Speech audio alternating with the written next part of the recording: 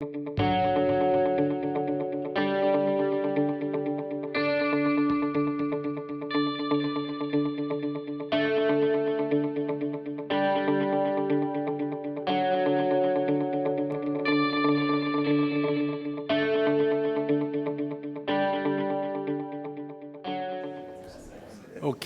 it's a few minutes after 6 o'clock. We'll go ahead and get started with planning commission. And stuff like that on top, and I said, why not? Welcome, everyone from the public and that's come to maybe participate in our meeting tonight. I've asked Commissioner Euler to lead us in the Pledge of Allegiance. Please stand, recite after me. I pledge allegiance to the flag of the United States of America and to the republic for which it stands, one nation, under God, indivisible, with liberty and justice for all.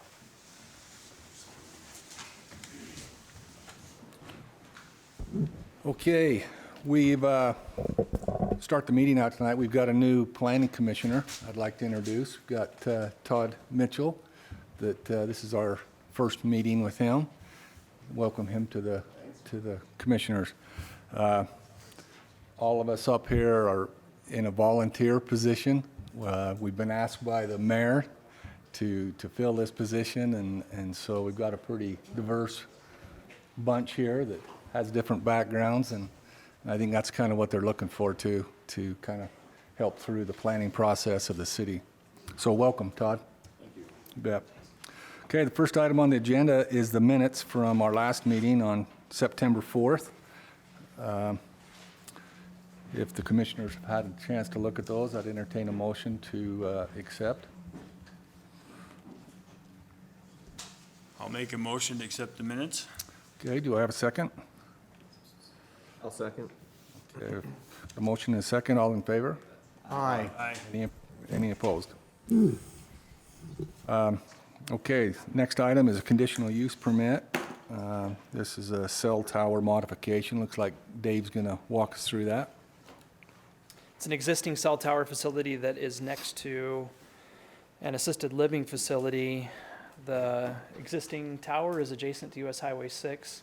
It'd be accessed via 150 South. The proposal is similar to other proposals that you've seen, where it's a matter of basically exchanging existing equipment for some new equipment. The new equipment does take up a little bit more room than the existing equipment, which is why it requires conditional use approval, at least today. But I don't believe that most observers will notice the change. Staff doesn't have any concerns with the proposal and recommends that it be approved. Is Okay. it higher, Dave? It's not higher, Just bigger around? a or- little bit more bulk to it, but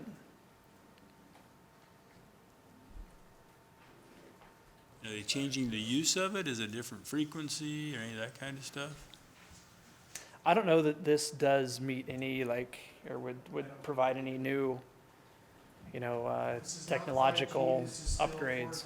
4G or LTE. Okay, great.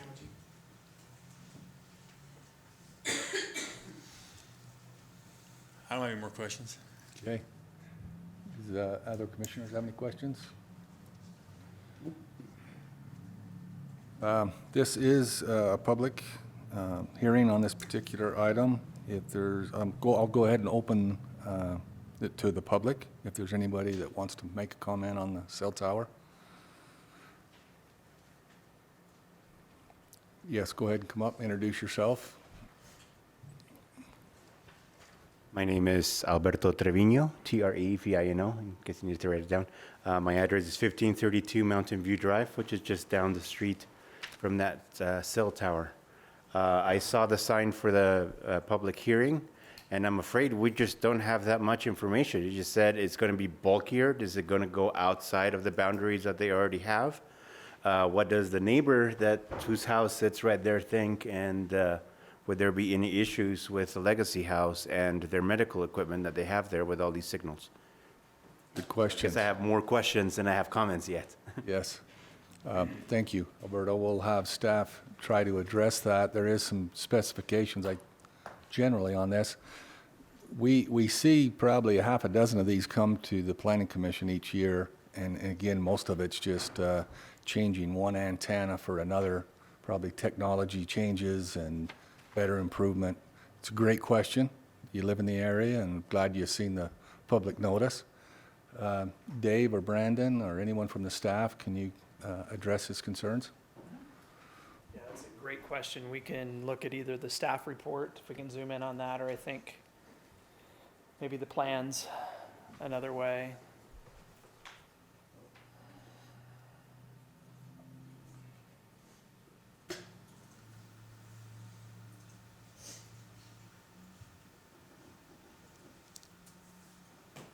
This is what's existing here now. So that's the existing antennas. Obviously, this is a plan view, looking from above down on the tower. You can see maybe from that, if we can just go back. This might be akin to a footprint of a building relative to the amount of space that is occupied with equipment that's up on the tower. And the next image, I think, represents probably the thing that was the biggest issue for staff as we looked at it and tried to determine really what the impact would be. And if, for example, there would be any conditions that were necessary to try to mitigate any impact that would occur with this additional equipment being added. You can see that overall mass of the antennas that are in the air doesn't really change. This is the equipment that's added. It's almost internal to the overall set of equipment that's up in the air. So really no expansion from that perspective at all. It's just the addition of these different antennas there.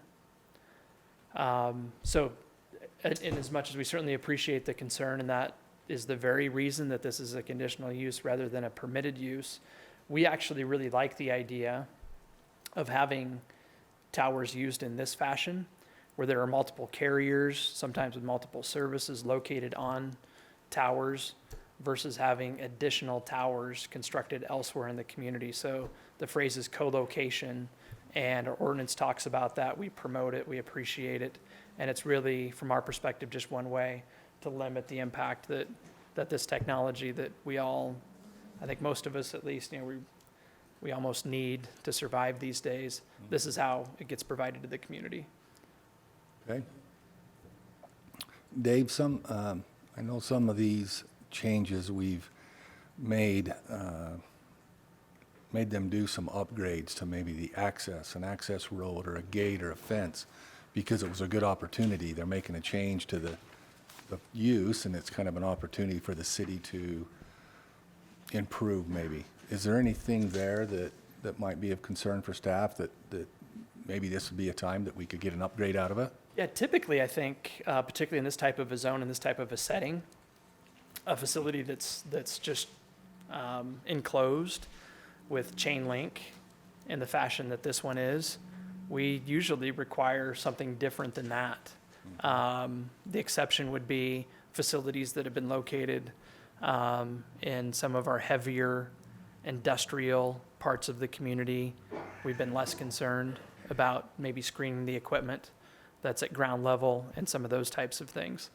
In this case, there's a masonry wall, I believe, already on two sides of the site. There's the US Highway 6 wall here that actually doesn't abut the boundary of the site, but certainly it screens it, as well as I think anything that we have in the city there from the north property line, and anything that you would see from US Highway 6. On the south side, likewise, there's a wall there. So really it's just a matter of how you feel about this view here, which is only visible from the legacy Parking lot. facility site. But I assume that the applicants would be more than willing to do anything that they can. Obviously, they need to maintain the ability to access the sites. There need to be some type of a gate there. But in my experience, these companies are very willing to make those types of upgrades if that's a concern for a community. So Looks fine to me. The location where it's at, very few people are even gonna see in there compared to some of the other towers that we've got throughout the city. How often do we, or do you recall when the last time a cell tower was actually built? We've done a lot of these upgrades and stuff, but I don't remember a plan coming where they actually built one. There's one on 200 East that it's kind of, best way I could describe it, maybe it's a block or so south of Mountain Country Foods on 200 East. I think that was maybe the last new tower that was constructed. Again, that's an industrial part of the community. Biggest issue there was potential interference with the flight path of planes in and out of the airport. And in fact, going back close to 15 years now, I think that might be the only new tower that we've seen built in that period of time, yeah. Questions, commissioners? Looks like this view is from the parking lot Uh-huh. that is just west of there. So I don't know if the view is a problem with that. And the other walls seem to be sufficient if that's a concern. I don't see any other problems. Thank you. Okay, we've had our public hearing on that. No other questions. I'd entertain a motion, commissioners. I'd make a motion that the conditional use permit for the AT&T cell tower modification be approved. Okay, got a motion. I'll second it. Second, Commissioner Argyle. All in favor? Aye. Aye. Any opposed? Okay. Item 4 is a general plan amendment. This will also be a public hearing on this part of it. So this is the vision of the river bottom, is that right? Am I in order? That's right, yes. Okay. Yes. What? Did I miss something? Not at all, no. Okay. sorry. He's got a smile on his face like I said something wrong. This project has been in the works now for 2 years. Literally, it was, I think, 2 years ago, last month, that we requested proposals from consulting firms with this project in mind, this end result, this kind of work product. It's taken longer than we expected it to. I really regret that. I think that's made certain things difficult, things that didn't need to be a challenge for us in terms of ultimately the city's credibility, and getting people in a position where they really felt comfortable supporting what I'll talk about tonight. So that's something that I regret, but that being said, I'm very, very comfortable and happy to present that we have a plan for the river bottoms that I think is either finished or very close to being finished. We've been through, in various ways, some very, very extensive public outreach efforts. We've received considerable public input. I think literally every word of input that we've received is available on the city's website as an appendices to the document that I'll talk through here in a minute. And the input that we received from stakeholders of all different types really is what led to this result. One of the things that we appreciated about the company that was selected to prepare this plan when they made their proposal, again, just about 2 years ago, to a selection committee, was that they committed to meet with all of the property owners in the river bottoms. And I don't know that they did that, but I know that they made an effort to. Over 100 different representatives of properties in the river bottoms. That took several days. It happened either in this room or a conference room across the way. And we genuinely appreciate people taking the time to express their thoughts and views about what the future of this area should be. It's made all the difference in the world. And I mentioned just a second ago, stakeholders of different types. We appreciate, in addition to the residents and property owners in the river bottoms taking the time to give us input, we appreciate everybody else in the community that did the same thing. And that input was received in various forums over the course of more than a year. And again, what we'll talk about tonight really is founded in what we heard as we went through that process. That being said, I'm going to take a step back and talk a little bit more about the area that's outlined there in that color. We know it as the river bottoms. It's not entirely the same It's not entirely homogeneous, but for the most part, if you go back to the dawn of land use planning in Spanish Fork and you look at some of the really early general plans that were done, from that point in time to the city's current general plan, very consistently, this area has been recognized as an asset for the community because of its agricultural value. Our current designation is agricultural for the vast majority of the land in the river bottoms. The project that we'll talk about tonight came about after repeated requests from, sometimes it's property owners, sometimes it was people with an interest in acquiring property in the river bottoms and developing it. But through whatever individual or whatever means and channel, as ultimately the city council got asked very similar questions over and over again about whether the city really intended for the property to be used as farmland forever. Collectively, a decision was made that idea needed to be tested, that there was a reason to study that concept and see if indeed that was something that the community felt was the best thing to aim for going forward, and to see if indeed it's viable, if you really can make that work. So that's the task that the consultant that did the bulk of the work that I'll talk about tonight was hired to complete. And just to mention a couple of things about what that means.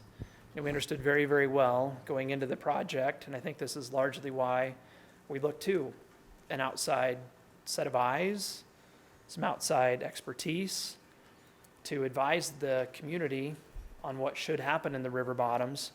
We understood then, and we know even better now, that there are very, very distinct opinions about what should happen in the river bottoms.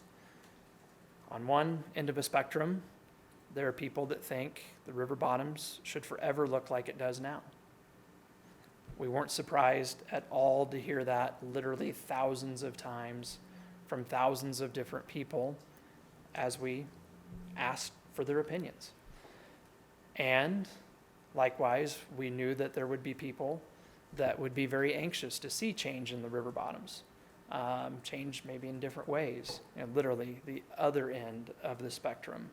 And I think one thing that we were able to conclude fairly early in the process of developing this plan is that there was a need to explore some way to somehow represent both ends of that spectrum. As impossible as it seems, that largely is what I'm going to talk about tonight. In fact, is what we hope to be able to do to make that happen, to balance those interests. So, because for the most part at least, we've talked about this quite a bit. In fact, I mentioned this has taken longer than we expected, longer than we wanted.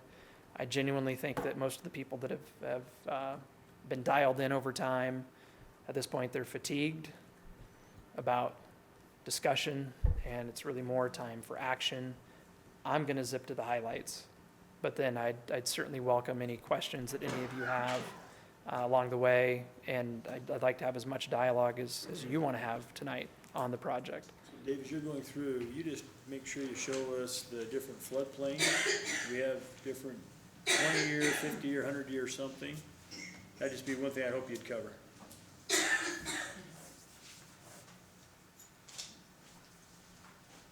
It's probably a good place to start. So I'm going to ask Mr. Clark to, can you reference the plan really quickly? For anybody that hasn't had an opportunity to review it, this has been on the city's website, really in the form that it's in now, but for a few minor edits that we've made since May. Plan really hasn't changed since May, so if anybody's reviewed it since then, I think you're up to speed on what we'll talk about tonight. In fact, we had a Facebook Live back in May, windy day, a little bit awkward that way. But the things that we talked about then are largely what I'll talk about right now. Commissioner Argyle brought up the floodplain. And to start with that, when you say floodplain, sometimes it means different things. In particular, as we started to look at the input that we received and people's desire to perhaps in some way try to limit development in the river bottoms, which incidentally was by far the most consistent opinion that was shared.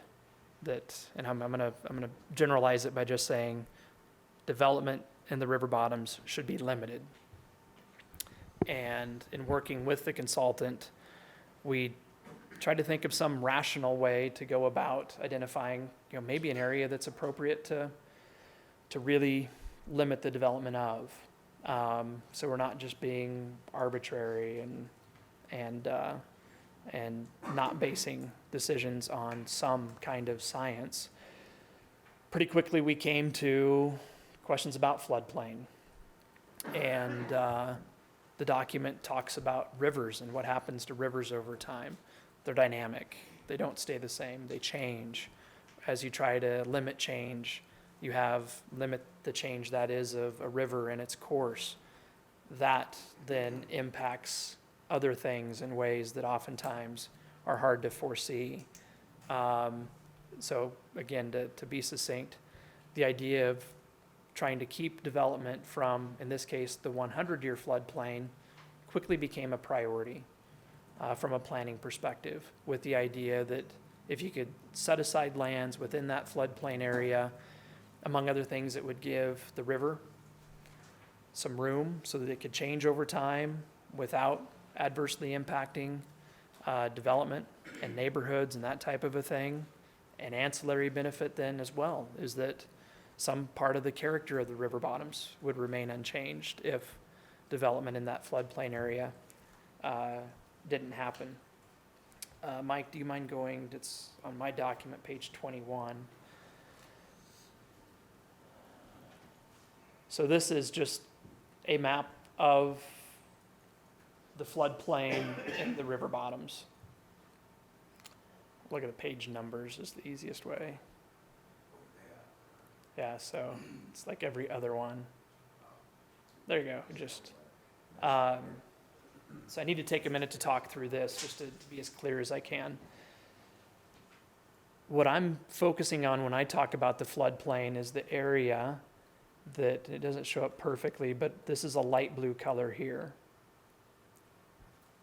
This is a FEMA designation, and this is all in what's referenced as the 100-year floodplain. The darker blue is within that 100-year floodplain, but it's a floodway, is what FEMA calls it. And FEMA limits how that can be changed. And really, it's impossible to develop within that floodway. So just to be clear, I'm really just talking about the light blue areas. But we started from that point by way of trying to come up with a way to preserve some of the character of the river bottoms and to make sure that if development happens, it's happening in areas that are most appropriate for development to occur in. We have other parts of the community that are in the 100-year floodplain on the other side of Main Street, and we've had to do some things to protect homes that were built in the 100-year floodplain, really to take them out of the floodplain area. The city built a levee a few years ago. We have to maintain that. We understand that a good part of the river bottoms has been underwater in the past, as recently as 30-something years ago. Those occurrences seem to repeat themselves over time.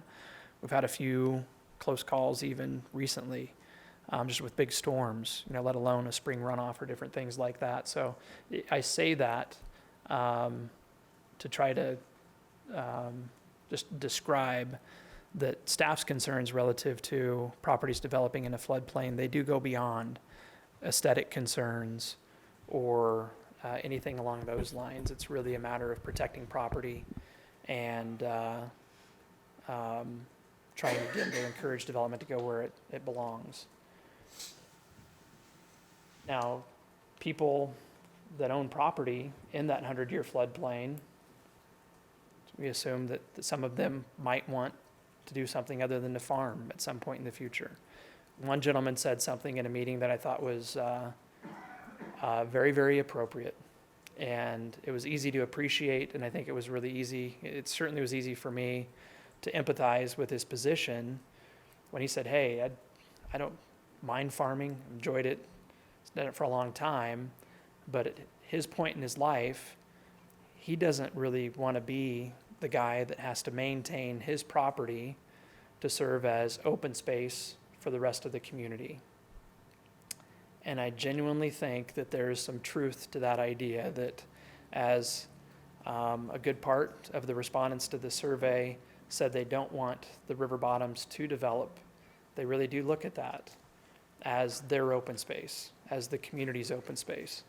And I think that's true, Dave, can we talk about that just for a minute? as much as you want. This view of farmers, they own the property, they no longer want to farm, or they pass away and their kids don't want to farm it. Why is it the view or the mindset that the only thing now that can be done with that land is to change it from agricultural to something else? Why couldn't they sell it to another person that does want to farm? Every time we talk about it, I seem to get the idea that a farmer doesn't want to farm it anymore, but he's willing to develop it into homes where he doesn't need to farm it. He could just move anyways, sell it to another farmer, and he doesn't need to farm it. And so I'm trying to understand why that keeps getting brought up. I hope that's kind of a rhetorical question, right? I mean, we'd answer that probably a lot of different ways, but just the fundamentals that I'm familiar with, if somebody can build homes on a property, it's worth a lot more than if So it's sold bottom as line, farmland. it's the value. It's the value and how that changes if a property can be developed. And kind of like we talked about earlier tonight, the more intense the development, More in all money. likelihood, there's a greater value with So that, they're basically just wanting to increase the value of their property. right? And I think a lot of Which is times, understandable. it's really straightforward too. But at the same time, they bought that property, or they've had that property for years, knowing it's agricultural. It's in the general plan as agricultural. So why do we change it for somebody when maybe in another area we're not willing to do that? It's a small community, right? I mean, people know each other. I think particularly in the agricultural community, everybody knows everybody. Here's maybe how I'd answer that.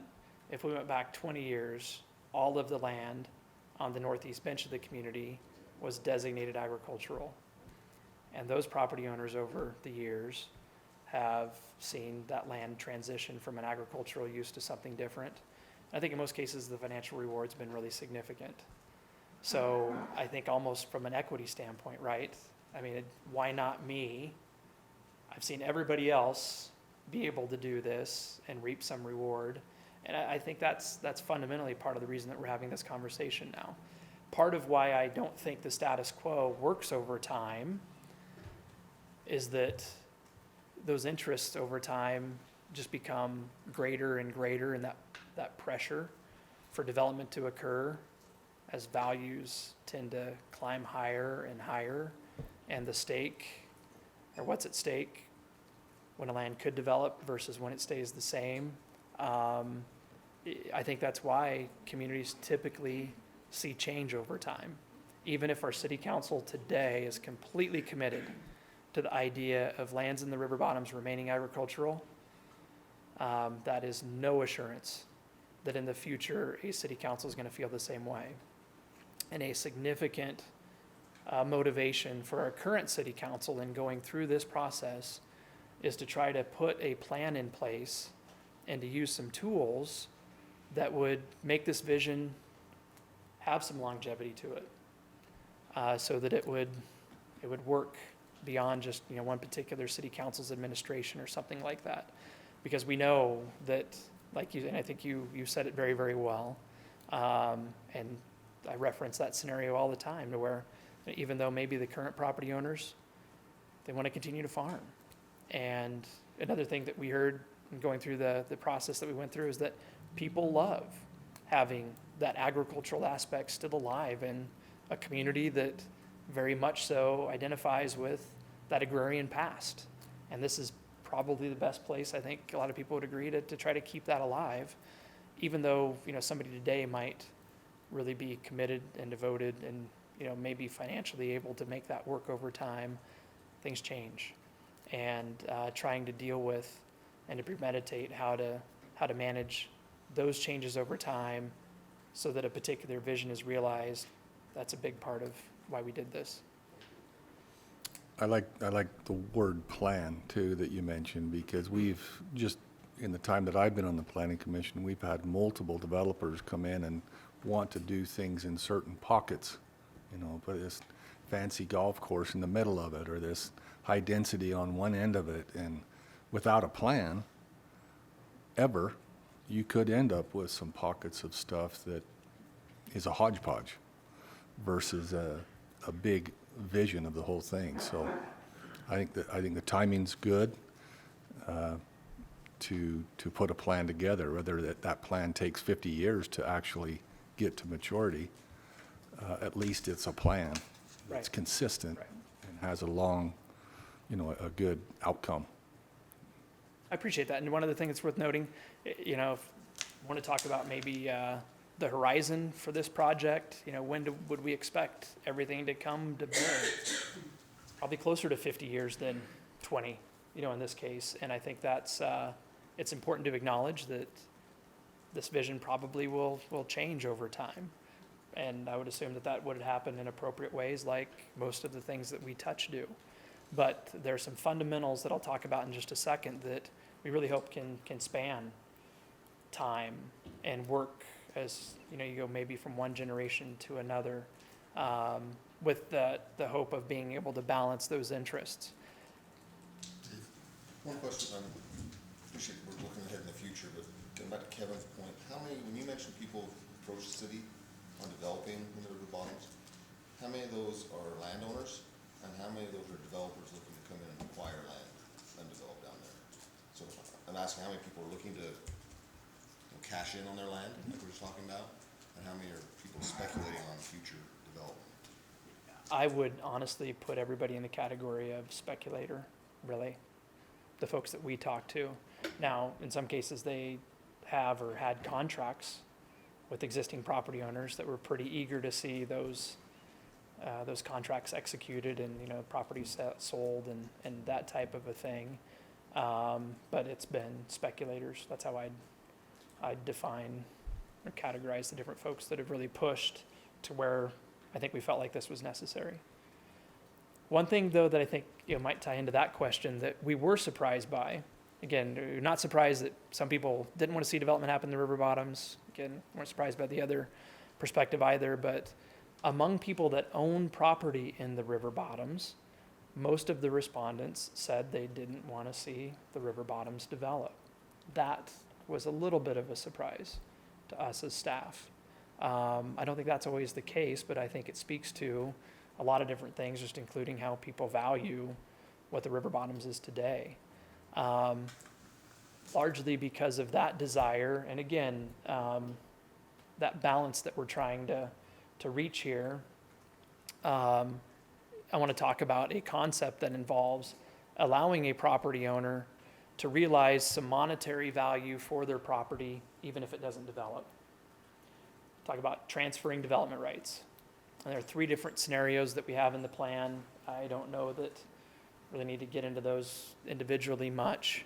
And certainly from our perspective right now as staff, we don't have any preconceived notion as to which one of those kind of concepts might work best, or if it's some hybrid of a couple of those, or if it's some other way to execute on the concept. But in essence, I would say this: if the community is very committed to not having development in the floodplain, but yet we don't want to strand people that own properties in the floodplain to where they're always limited to just that agricultural value of their property, which we think would always cause them to have some desire to change, if that makes sense. We think that pressure for development doesn't go away, pressure for some kind of change if people are stuck that way. So the concept is fairly simple, probably its implementation is really complicated, but the idea is that a property owner could, in essence, sell some right, some development right from one property owner to somebody someplace else. Mapleton City, back in the mid-90s, developed what's called a transferable development right program. I'll say TDR probably a lot tonight. That's what I'm talking about, transferring development rights from one place to another. Succinctly put, they wanted to not see development in certain parts of the hillside above Mapleton. So they created a program to where property owners with land on the hillside could sell development rights from those lands to people in other parts of Mapleton, which would prevent then properties on the hillside from developing, and properties elsewhere in Mapleton then simply developed in a more intense way. And there were several things about Mapleton at the time and just their zoning that really made it pretty easy for them to make that work pretty well. We've talked with a lot of different folks that have experience with Mapleton's TDR program, from people that have administered it to people that have used it. Does everybody love it and think it's perfect? No. But for the most part, they've been able to accomplish what they set out to accomplish. And for the most part, people that have participated in that exchange have felt like it worked. That's in essence really what this plan talks about. I don't think there is any other way, and I'll tell you, I've spent, and colleagues of mine, spent a lot of time trying to balance, again, those different perspectives. I think this is the only hope that we have of being able to do that, so that long-term, the river bottoms doesn't become developed like maybe some other part of Spanish Fork in just a traditional kind of suburban development pattern. But again, just to talk a little bit more about that concept, if we focus on the floodplain, that could be developed, that program could be developed, and it could be implemented such that, for example, maybe if I'm a property owner here and I have 10 acres, and for purposes of illustrating something, I'm going to use some numbers now, but I will tell you, in fact, let me mention this as well. Nothing's been determined. There's no preconceived notion about how a TDR program could work in Spanish Fork or how it should be designed or developed. Last Friday, we received proposals from companies that would like to help us develop a TDR program. We're reviewing those proposals, and we hope to have a firm hired in the next city council meeting so that we can get started on this. The folks that have proposed to do the work for us have done it in other communities. They have experience with this. This gets into the fundamentals of a market system that we need help developing. But in essence, the program only works if you have somebody that has development rights someplace, like let's say here, that would be called, typically it's called a sending area. So in this case, we don't want development to happen in the in the floodplain. So that would become a sending area for development rights. The program has to be created so that somebody with those development rights there has an incentive to sell them to somebody else. It's a voluntary thing. If there's not enough in it for them to want to sell those rights elsewhere, program doesn't work. Likewise, the program has to be set up such that there's an incentive for somebody to buy those rights someplace else. If there are no buyers, program doesn't work. That's a really simple situation. It's really, really complex, though, I think, in terms of how that works and what it takes to give people a reason to participate. I don't know how that comes together. There are lots of communities across the United States that have done it and that have done it successfully, though. So I'm wanting to take the next step and I'm optimistic that we can make it happen. Is there, so you got a sending area, there's got to be a receiving area. Are you prepared to even talk about what that might look like? In concept, you bet. Okay. Yeah. In most cases, would that receiving area facilitate higher density? In other words, I can't imagine that a developer would buy those rights unless he could develop a higher density development. Yeah, do those rights allow the developer that's buying those to change a zone now from a lower density to a higher density? I'm trying to understand how he benefits from buying those rights. Yes, I think there would have to be some higher density development happen someplace in order for that incentive to exist. It would have to be. Would the city have to designate that area Beforehand. or allow us, have a zone that would facilitate that movement of rights? Typically, communities do. So typically, and just to talk in really simple terms, literally, it's sending area and it's receiving area. And typically, there are limits, maybe on how many development rights can be purchased in a receiving area for a particular project. In Mapleton, and I'll ask Mr. Snyder to correct me, I'm afraid now I might be a little bit off. But one of the advantages that they had was that I think the community zoning at the time was like 1 unit per 2 acres, so super low density. So they said something with the transfer of development rights like, well, you can only build a home on a 2-acre lot in Mapleton. But if you buy a development right from one of these property owners that has property on the hillside, you can develop lots that are as small as 1 acre. So they doubled the density of the community, still by going down to a 1 acre minimum lot size. That's still pretty unique for Utah County, our part of the county, and not a huge change to just the land use pattern of the community. But that's how they did it, and I believe they allowed for those rights to be transferred over to the majority of the community. It was a receiving area. So they didn't necessarily limit where they could be transferred to certain parts of the community, although I think typically communities do that.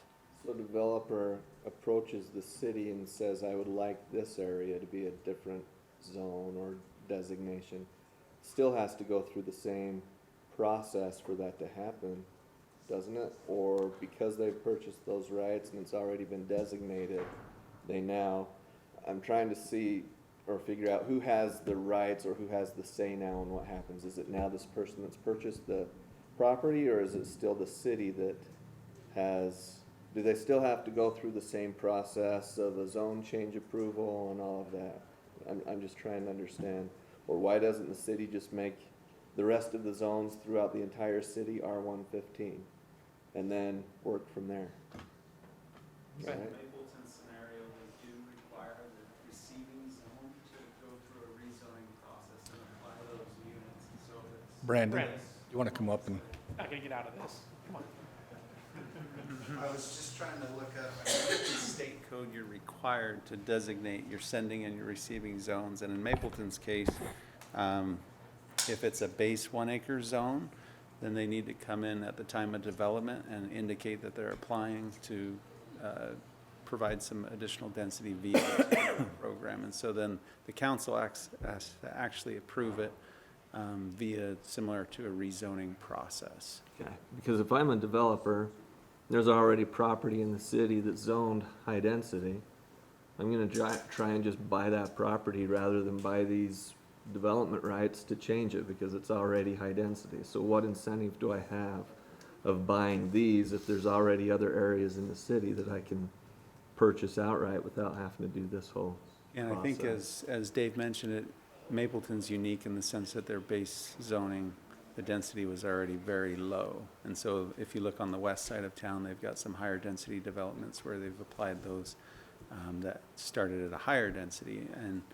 And so that is exactly one of the things that the consultant would need to look at is Do we designate the receiving zones within the river bottoms? Maybe, and this leads into the scenarios that Dave will share in a second. Do we apply those density units on the edges, or do we look more holistically as far as the community goes? Is there more appropriate areas in town that maybe we can apply higher density to? In the past, we've talked, about future front runner station plans and what density we currently have proposed. Maybe that can be an area that's increased, or there might be other areas of town that could successfully have additional density added to it. And so I think some of those answers I'll we be won't curious know to until- see Yeah. the receiving side, how you guys, Yeah. how the city comes up. And so I think that what Dave mentioned as far as the market, that's one of the things that's going to be key is, one, how do we determine what number of rights each property gets? And it may not be uniform throughout the river bottoms. Maybe the 100-year versus the 500-year have a different allocation. And then is there enough incentive for that then to work and be dispersed somewhere else? And in comparison, Spanish Fork really doesn't have high density in comparison to other cities, so I would be curious, does this mean you could find pockets within the city that are a much higher density than anything we currently see? Possibly, but that, We've talked about that. yeah. We, and I want to be clear, and I don't mean to butt in at all, but as we go from where we are now to the next step, the conversations I've had so far with the people that have proposed to help us with the TDR program, I've been very clear that we don't have any preconceived notions. And clearly, we've thought about some things that we think need to be considered with the development of the program. We've thought about what you're describing, which is right now, for example, in Spanish Fork, the highest density development that you can do is 18 units to the acre. We've been approached by developers that would like to do 30, maybe 40 units to the acre. If indeed at some point in time we have a commuter rail stop in Spanish Fork, there are people that are going to certainly want to develop around that at 40 units to the acre. And I think a lot of people would agree that that probably, in that isolated instance, even in Spanish Fork, that kind of density makes sense. So does this program somehow factor into that? Are there other places in the community where right now the existing zoning is such that there's some room to accommodate some additional development, to where a developer's incented, to where they have a reason to buy a development right and to do more intense development, to where it's not gonna make neighbors hate the concept and, create a lot of consternation and conflict as we go through the development approval process. I don't know what that looks like, but to your question, that is something that other communities have been able to address as they've created TDR programs, to where those receiving areas, they're understood. I think in some cases, communities do quite a bit to try to help maybe fast track development, even if it happens in receiving areas, because they're highly motivated, again, to make the program happen. In Mapleton's case, the city's been pretty much out of it. They keep track of development rights as they're transferred. And you could look at it this way: as a development right is extinguished, because when that right ultimately translates into the construction of a new home, it's gone, it's been used. But other than that, it's 100% market-based. I think casually people understand kind of what the typical development right, for example, is going for on the market in Mapleton, and that fluctuates, right, with economic conditions and things like that. But there's not interference, from any governing entity relative to what a price might be or any of those types of things. I'll mention this maybe a little bit reluctantly. We've talked about this concept a lot. I've thought about it a lot. I've talked to people that understand it far better than I do. And there are a lot of ways that it could fail conceptually, that it might not be the right thing for Spanish Fork and the river bottoms. But at the same time, I think we have a lot of characteristics of what we're trying to do and a lot of things about the community as a whole that truly, they make me optimistic that we can make this work. If indeed the interests are the way that we think they are, and I really, I'm fairly certain that, again, a lot of people don't want to see development happen in the river bottoms. You know, maybe not just in the 100-year floodplain, but the river bottoms as a whole. There are people that want some compensation for their land, something that's fair, something that would motivate them to participate in this kind of a program. And that's what you need. You need to have those interests, and frankly, I think it helps as well when there's just simply the kind of pressure for development that we enjoy right now in Spanish Fork. If the economy changed tomorrow, then, you know, to where maybe the demand for new homes and that type of thing was a lot less than it is now, then a TDR program and its implementation would slow down. But likewise, the pressure to develop in an area like the river bottoms probably would be lessened. And that's something that Mapleton has experienced several times in their history relative to, you know, just those downturns in the market and that sort of a thing. So I don't want to come across at all like we've solved the problems yet, but maybe Mr. Clark, if you could go to the specific scenarios. Yeah. A couple of questions, actually. Okay. So, in the sending area, you said people know what the market value of that development right is. How is that established? I don't understand that. And how is it established across an area as big as the floodplain when all those properties have different values? Each of them is a different value. Yeah. So how do they assign that? And then second, how is that deed restriction accomplished? Is it deed restriction that's placed on it, that it will only be agricultural? So the current owner can have that, farm it, and then sell it as farmland, but never as development? Meaning they could never even put their own home on it. Great questions, really. Relative to how the value is established, it's simply a matter of what somebody's willing to pay for it, literally. So Does that change from parcel to parcel? perhaps. I think you can almost look at the right itself in a more pure fashion than that. Because not only is it a matter of what somebody will pay for it, but it's also a matter of what somebody will sell it for. You know, so it's almost like valuing the land itself. Maybe there's one property owner that will hold out for more. Maybe there's one developer that will pay more, or somebody else that will only pay less. But literally, it's a matter of that meeting of the minds that really sets the value.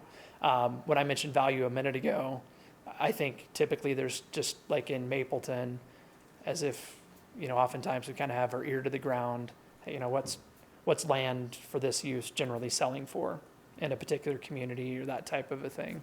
Is it $50,000 an acre or $100,000 an acre? I think that's kind of where some people are in Mapleton now, just by way of kind of know what, at least maybe the last few transactions have been valued at.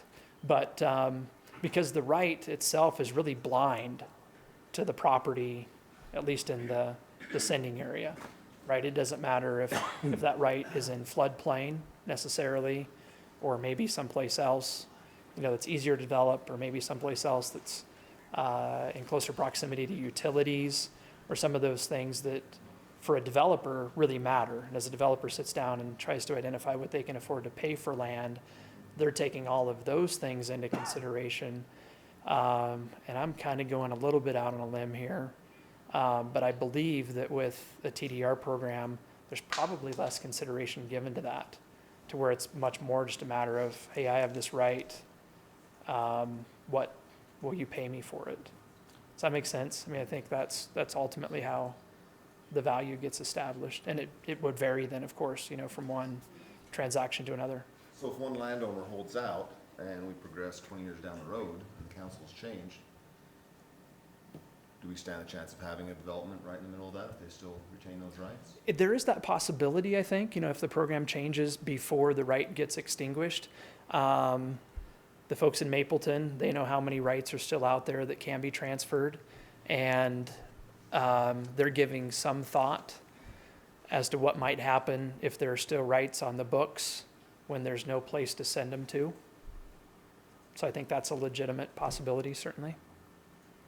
Dave, what happens to the actual ground itself? So if you got a 10-acre spot that's being farmed right now, and you just want to sell the rights to not put a home there, do you still own the land and you can still farm it? The person? It can be done in different ways. So I'm talking more about Mapleton than I expected. And I'll let, Brandon, if I have this wrong, please correct me, but in Mapleton, for example, if a property owner, when they sold those development rights, would dedicate the land to the city, they doubled the number of rights that could be sold. So in that case, Mapleton was acquiring some land as those Okay. transactions occurred.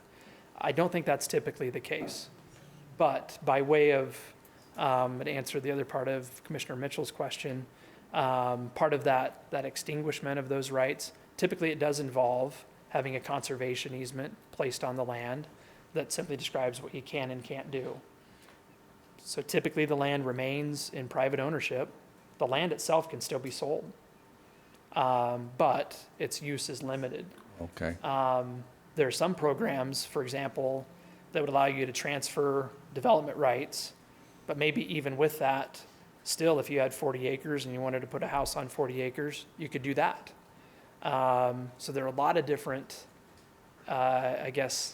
details that factor into, maybe how a program could work. I think both Commissioner Mendenhall and Commissioner Davis, did you guys go to the Utah Open Land session at the League of Cities and Towns?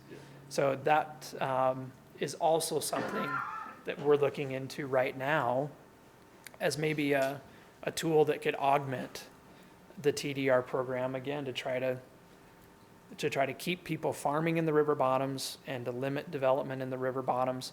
Sometimes there are financial incentives that people enjoy as they donate conservation easements on their property, by way of, ultimately, it's an IRS tax issue. It's a deduction that people can get. There's a process that people go through in order to say, my property with certain development rights is worth a certain amount. And if they commit to not develop the property, then it's worth a lesser amount. And that difference is something that becomes a tax deduction when a conservation easement is placed on their land. That's a tool that's used commonly. I have a little bit of experience with that relative to some work that a previous employer of mine did up around Sundance for Mr. Redford. In his case, he stood to gain quite a bit by having tax deductions. And that's oftentimes part of the equation in terms of, does it make sense for a property owner or not? But I think maybe more importantly, in Utah, there's at least one entity that will manage those conservation easements to make sure that the right things continue to happen over time with properties. It's Utah Open Lands. They're a very reputable organization. They've been around for decades. And I'd be willing to guess that there would be that kind of an organization that somehow we would partner with in order to make sure that over time, lands continue to be used in accordance with the program. They do other things as well in terms of maybe helping to manage the actual property itself, property maintenance and different things like that. But there's one other thing I was going to say about that. Again, I think right now we view that just as another tool that is worth having in the toolbox. And in addition to that, this is not all about TDRs. It's really not.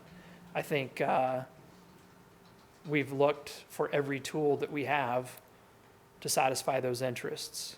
TDRs, frankly, I think over time probably would be the most effective. And I think because of the scale of what we're talking about here, it's going to be necessary. It really is. For example, Spanish Fork City, I don't think we have the financial wherewithal to buy the river bottoms. to keep it from developing. I don't think we have the financial wherewithal to buy maybe the third of the river bottoms that's in the 100-year floodplain. Other communities have done that.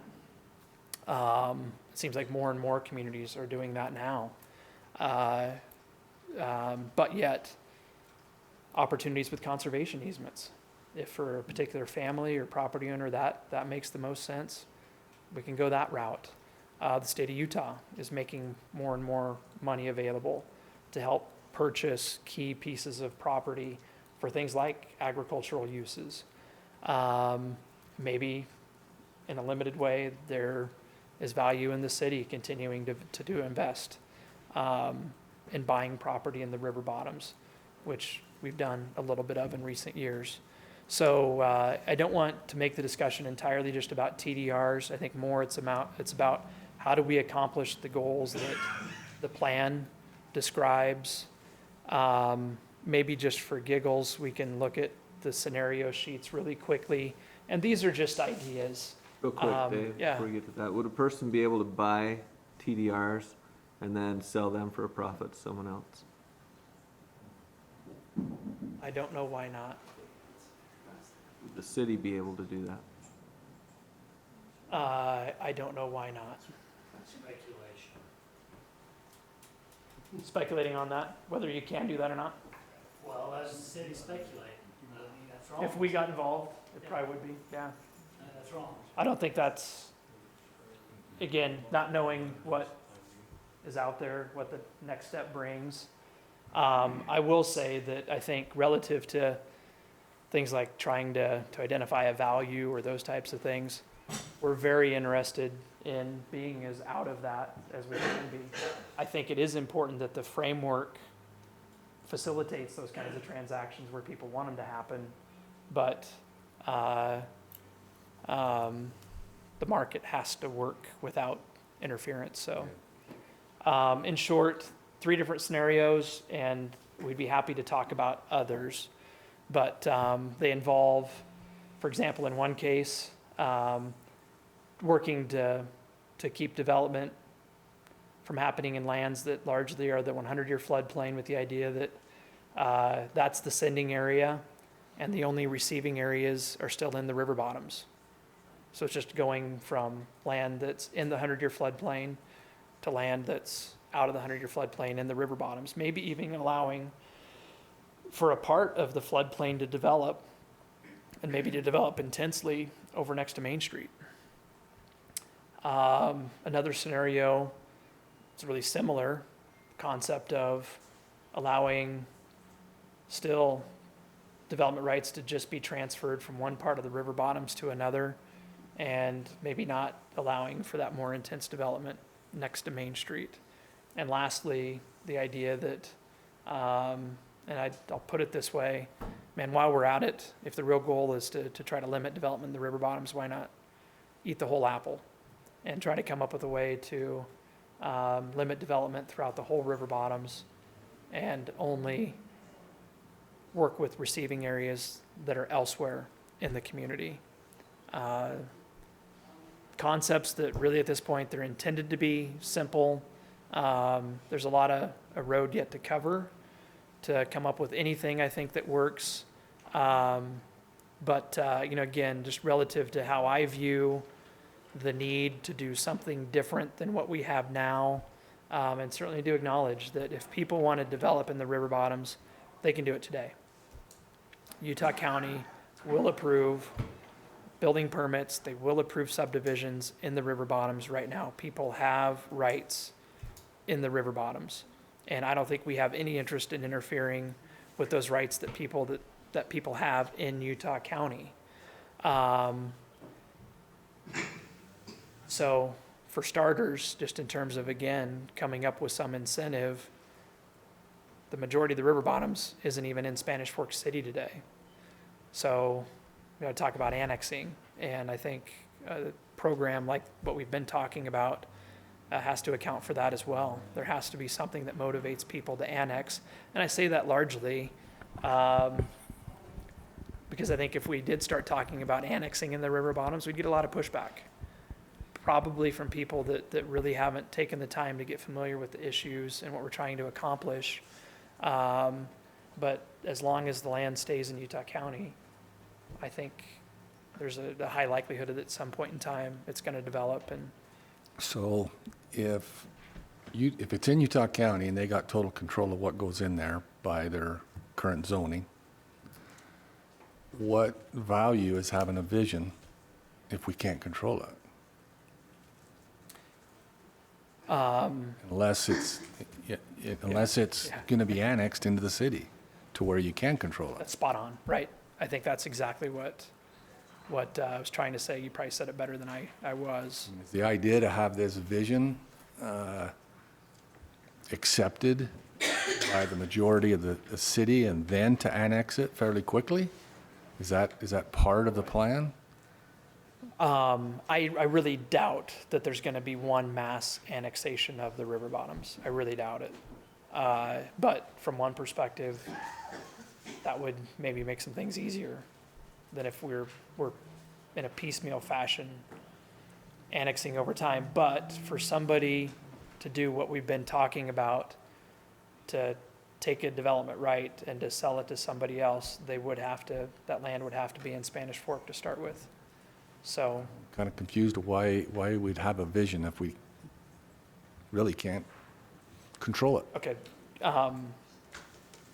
The area that we're talking about is in our annexation policy plan. Okay? So Spanish Fork City, again, if we went back to the early 70s, probably even into the late 60s, I think there were some things in planning documents that we've had here that say at some point in the future, this land's going to be annexed into Spanish Fork. So really, it's with that anticipation that we've been concerned about what happens in the river bottoms. We don't necessarily love the idea of the properties developing in Utah County and being annexed into the city, and then having the city need to figure out, if there are changes that need to be made infrastructure-wise, or just whatever the case might be. And to date, Utah County really doesn't do a lot to facilitate development in the county. County commissions over time typically have had the attitude that development belongs in cities. So you're right. Today, it's out of our jurisdiction, the river bottoms, the majority of it. It's been, though, with that anticipation that would change. But Dave, in our declaration, what does it show for our general plan in there? I mean, what have we got laid out there? If it was today and we looked at it right now, what would it show it being? Just like I said, right? Agriculture? That's exactly right. Yeah. So anyway, I'm just so frustrated with this because I just think we ought to leave it alone. That's what I really believe. I think we ought to leave it alone. I can look at this general plan and I can see what we've got. But right now, it's sitting in the county. It's designated for 5.25 acres right now. And that's what our general plan, if we brought it in right now, that's exactly what we'd be showing. The only difference is we'd be putting water lines in and sewer lines instead of septic tanks and wells. That's the only difference. But right now, our vision right now, if we didn't even do one thing to it, would be open spaces in the whole area. And I have a frustration on why are we even, talking about that. Well, I'll tell you why I think it's important to do this versus leaving it the way that it is. And I certainly acknowledge that I think you're right, and that if the city doesn't want to see the river bottoms develop, and if the city is going to forever maintain the general plan designation that we have now, and maybe the zoning that would correspond with that if properties get annexed into Spanish Fork, then, and if we're not trying to come up with some way, maybe to satisfy that desire that a property owner might have to realize some development value, even if their property doesn't develop, if all of those factors stay that way, then this has been a waste of a lot of time and a waste of some of the city's money and different things like that. But I don't think we can find very many examples, particularly in Utah County along the Wasatch Front, where when water lines and sewer lines get available to particular areas, that at some point in time, people's minds change.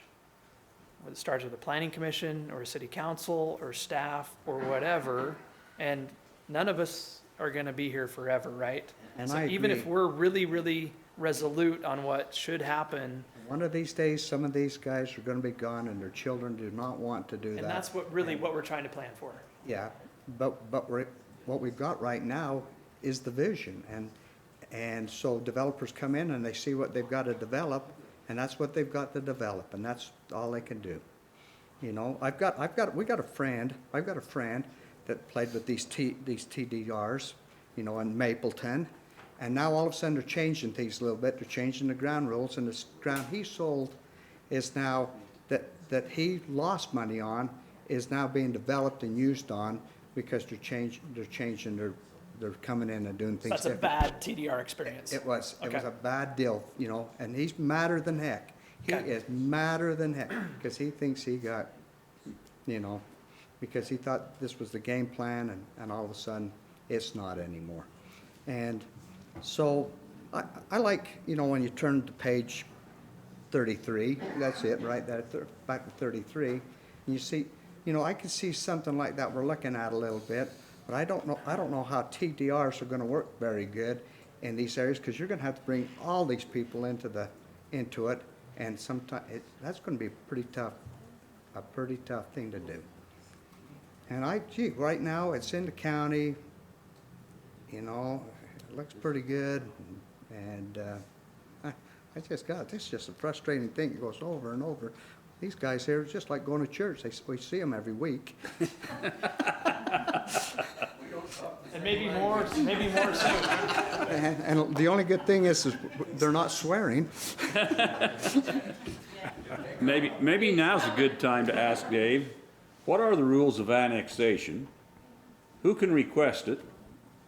And what percentage of the landowners does it take to accomplish an annexation? Because at some point in time, that's going to happen either piecemeal or all at once. It's going to be tough all at once. But who can ask for it? What are the rules of annexation? And if more than one landowner wants to annex, and there's some holdouts in there, what percentage of landowners have to agree? Okay.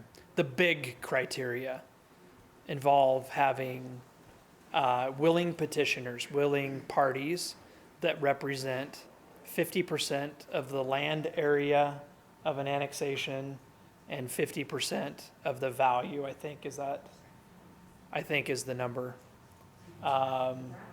It might be 33% on the value, I don't remember exactly, but it's, is it 33 of the value? Okay, so, thank you. Okay? Those are the main criteria. In addition to that, you have to be contiguous with the municipality's boundary, so we couldn't annex an island. But it's that simple, right? Those are the main things. Ultimately, the decision's up to a city council. There's no obligation that a city has to annex land. It's a legislative act, so even if land is in our annexation policy, the city's not under any obligation to annex it, so that's another. So Dave, component. are we looking to try to approve this vision and send it to the city council? Is that what you're looking at tonight with this, maybe? We have a general plan, which is an advisory document. So is this a public hearing? We've scheduled it for a public hearing, but just to answer your, Okay. and maybe this is more than you wanted to hear, maybe I'm off track a little bit, but what's proposed tonight, and I appreciate you asking that so I can get to that brass tacks. The city's general plans in Utah, they're documents that guide communities on land use decisions, and they're advisory documents, okay? And with that, I don't want to make it sound like it's not a big deal. It's a big deal. What direction communities provide in their general plan is something that we take seriously. Typically, decisions about zoning and development patterns are based to some degree at least, on what you have in your general plan. The proposal is to have the city adopt the River Bottoms Vision Plan as an element of our general plan. So as an advisory document. So with that, and we're not talking about like changing a law or etching anything in stone, but we are saying that this is something we take seriously. This is a document that we believe in and that we support. And as you know, over time, these things can change. So it's not necessarily a forever thing. In fact, I think I mentioned at the beginning that I would assume that over time, there are some dynamics that happen, that things morph and they evolve a little bit. But specifically, that's the proposal tonight. We have scheduled for a public hearing on this this evening with you, which is one of the requirements. Well, so can I ask a question? I mean, I'd like to hear from some of these people. I think we're getting there. And, you know, but the second thing is, I'm not really ready to act on this until I have a meeting and I sit down with the city council and go over the vision with them. That's never happened, and usually we do that. You know, when I was on the city council, we always sat down, we talked about this a little bit with the city council, but we haven't sat right down after the vision has come out and sat down with the city council and went over things. You know, and I think that's very crucial before we bring it to the city council. I think the planning commission and the city council and staff should talk about this. But also, I think we've got some people here that I would love to hear from a little bit too before, you know. Anyway, that's what I'm feeling. And I've sat here and listened and listened and listened and ate a couple of candy bars but the bottom line is I think, honestly, I think that's how I'm feeling right now. I'm just thinking we're not ready for this until I sit down with the city council and talk with them. But I want to hear from the people that come here every month and sit here and listen to us talk. And I want to hear their visions of this because as a landowner in another area, I sold my ground and I'm happy, and I paid off some properties and everything else that now bringing me a lot more money into me than I did with my farm. And I'm sure some of these people will have the same way, and their children and everything else. But the bottom line, it's the way it sits right now and the way our general plan shows it, you know, in our declaration. It's all open space. And right now, I feel that's the way it should be. But I want to, I would like to listen to these people, and I would also like to talk with the city council. But that's my feeling, and I'm just 1 out of 6 here, so. Don't leave, Dave. Okay. Don't leave. And Thank you. I have one comment about that. If we decide not to go into the public hearing this evening, Which we absolutely should. Yeah, it would be certainly a mistake not to. okay, because these people need to be heard, whether we Absolutely. do or not. So, Absolutely. Let me see if I can summarize where I think you're going with this. There's the issue that it's in the county, and they're in very much control of what happens with it.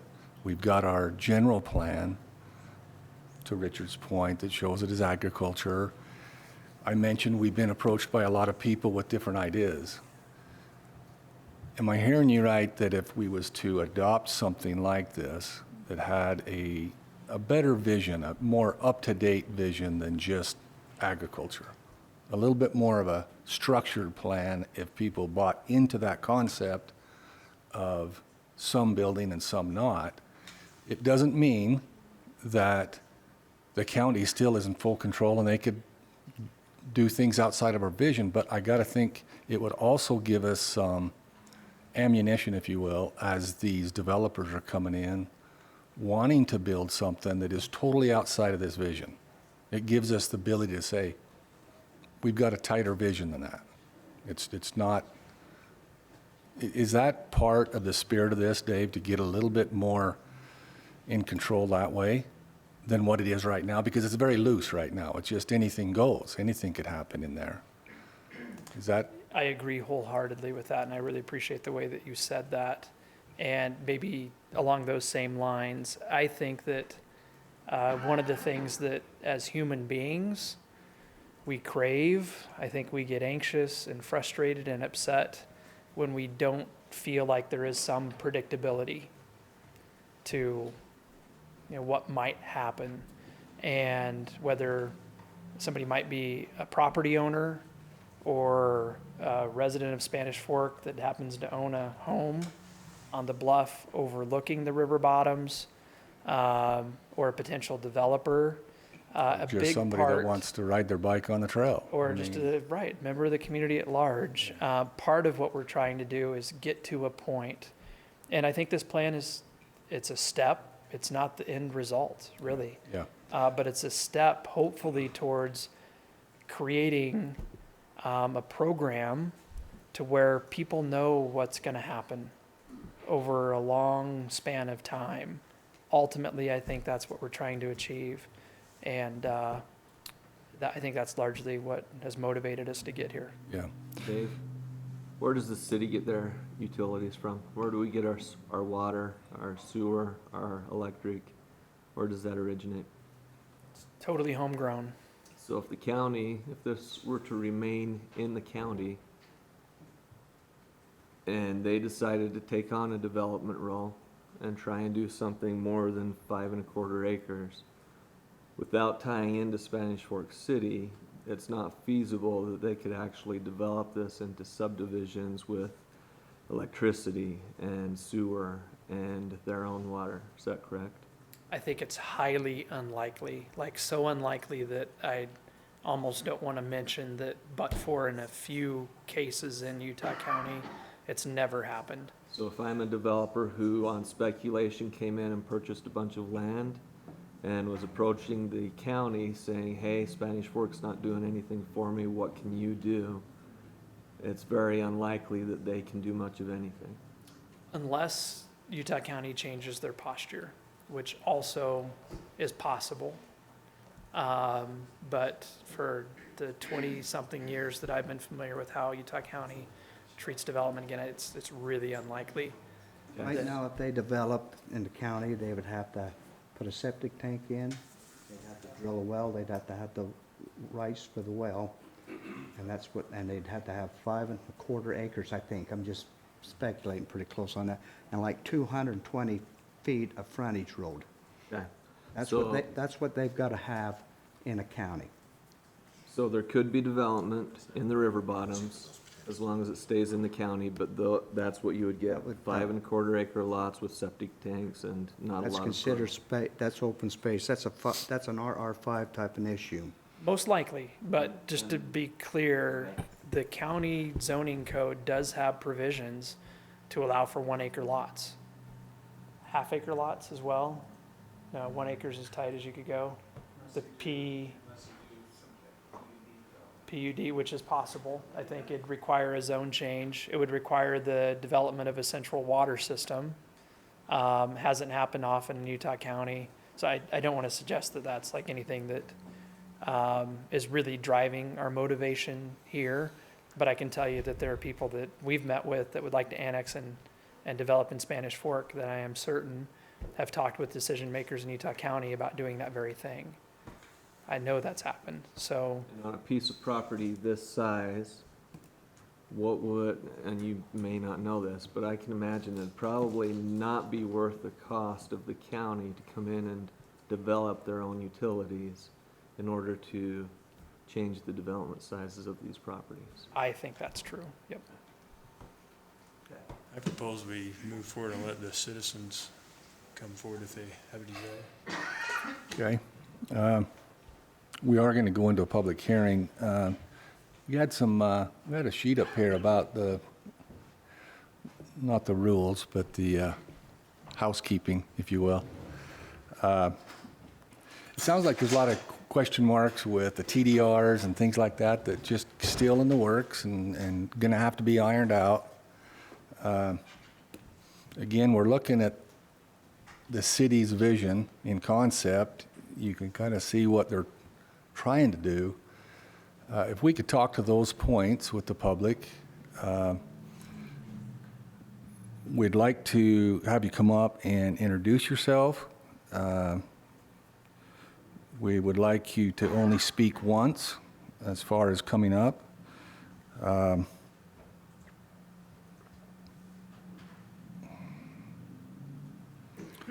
Probably just redundant comments would be helpful, just in essence, everybody's time, so we don't hear the same thing.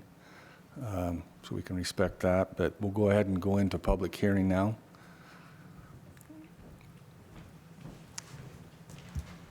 I'm Lynn Swenson, landowner in the River Bottoms.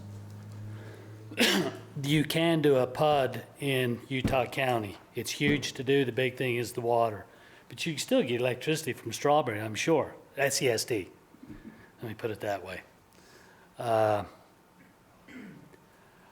as a landowner, should have the right to do what I want with my land. We paid for it, sweat, blood, everything like that. So I feel like we should have the right to do what we want. The city's gonna limit that on their vision. And I get part of that, I do. But we should have the right and have a lot of say in what happens to our land. The people in town that's had a whole lot of say in this vision, they have no investment, money, sweat, blood, they've not worked on it. Yet there, you look at the pies in this vision, a whole lot of comment has come from the city. They want open space, they want this, they want that. But I don't feel like we as landowners, I'm just to say for myself, I can't speak for the other landowners, have been asked enough questions. I've never been interviewed alone. We had one meeting that we talked, actually 2 meetings that we give a little input. In the first one, I didn't know what was going on. So I don't feel like we have been adequately informed of what's gone on. This has been up there, I've been through it, but I still don't feel like we have adequately been informed. We as farmers, and I farm for a living now, I probably farm the most ground north of the river of anyone there. Lynn, can you give us a magnitude feel for that? Like how many acres you're farming down there? Approximately 350, Okay, thanks. approximately.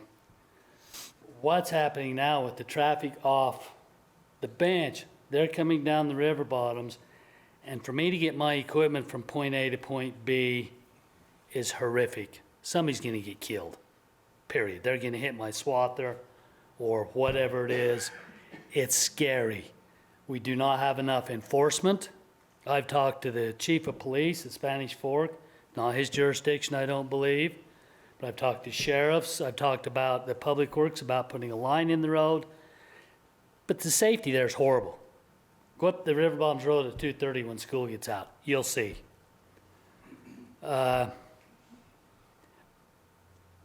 With this vision, the 100-year floodplain, I maybe can't sell out if I need to sell out and move my operation for what I need to sell out for. I might be pushed out, but not for enough that I can move my operation and sustain a living. When I want to sell for all the money I can get. It's my retirement. I didn't work long enough to get any retirement. Most other people have 401s, they have pensions, they have this. A lot of farmers, that's their retirement. So they should be able to sell when they want to sell.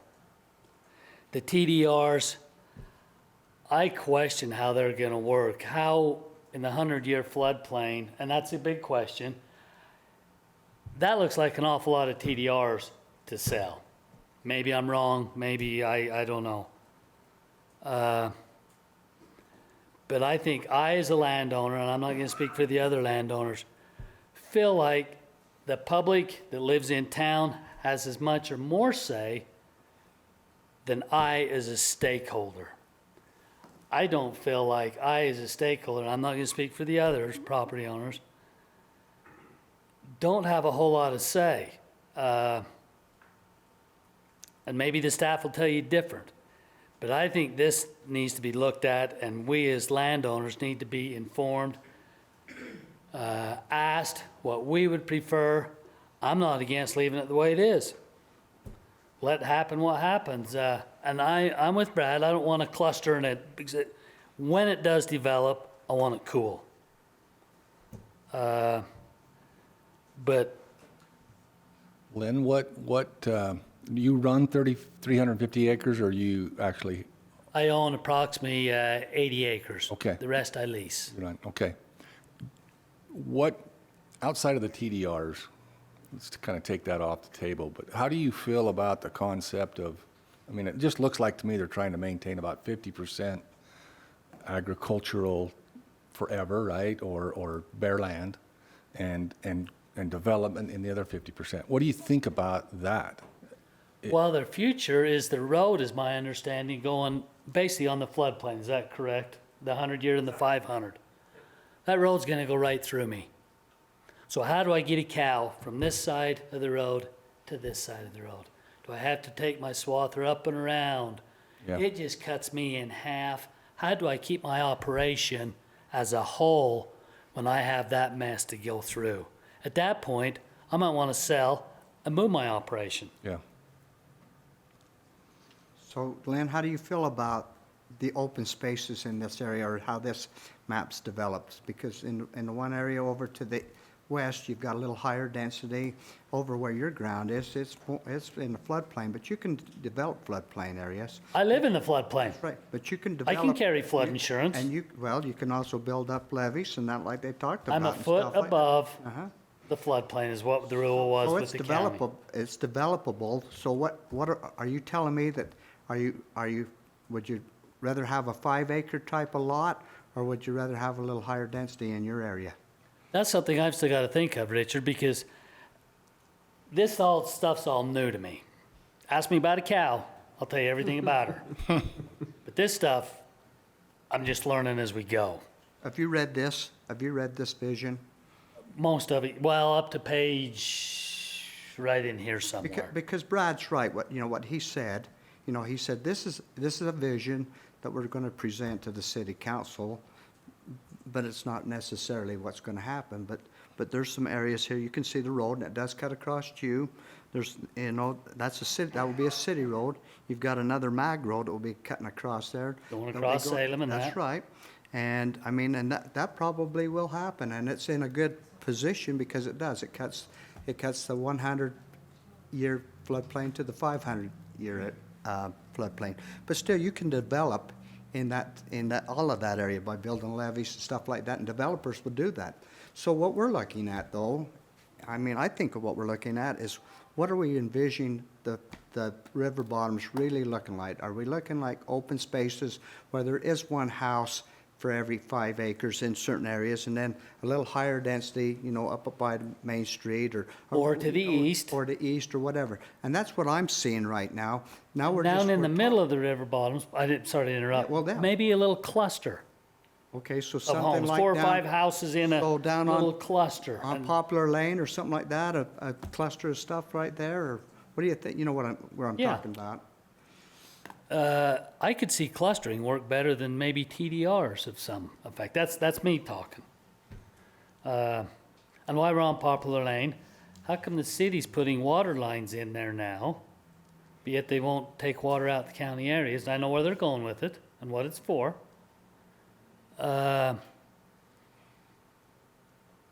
But I don't know, Richard. I'd have to think what I would like down there more. Like I say, this is new to me. Okay. But I just feel like, as a landowner, we're getting pushed into something that I'm not comfortable with at this point. I think it's getting pushed really hard, really fast, and I'm not comfortable with it. And like I say, as a landowner, I don't feel good at And this we're at having all. developers come and talking to us right now. And so things are gonna happen a lot quicker than we really think. We're talking 20 years. Money's gonna dictate a whole lot of this. But it's gonna happen real fast, and so the vision of this is to try to control it.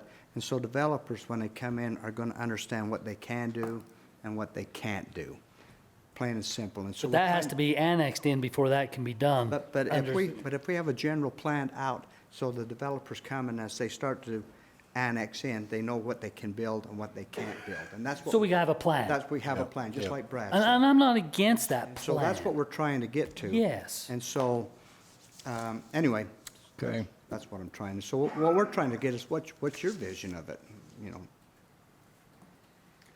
I'd like to see little cluster things a little better.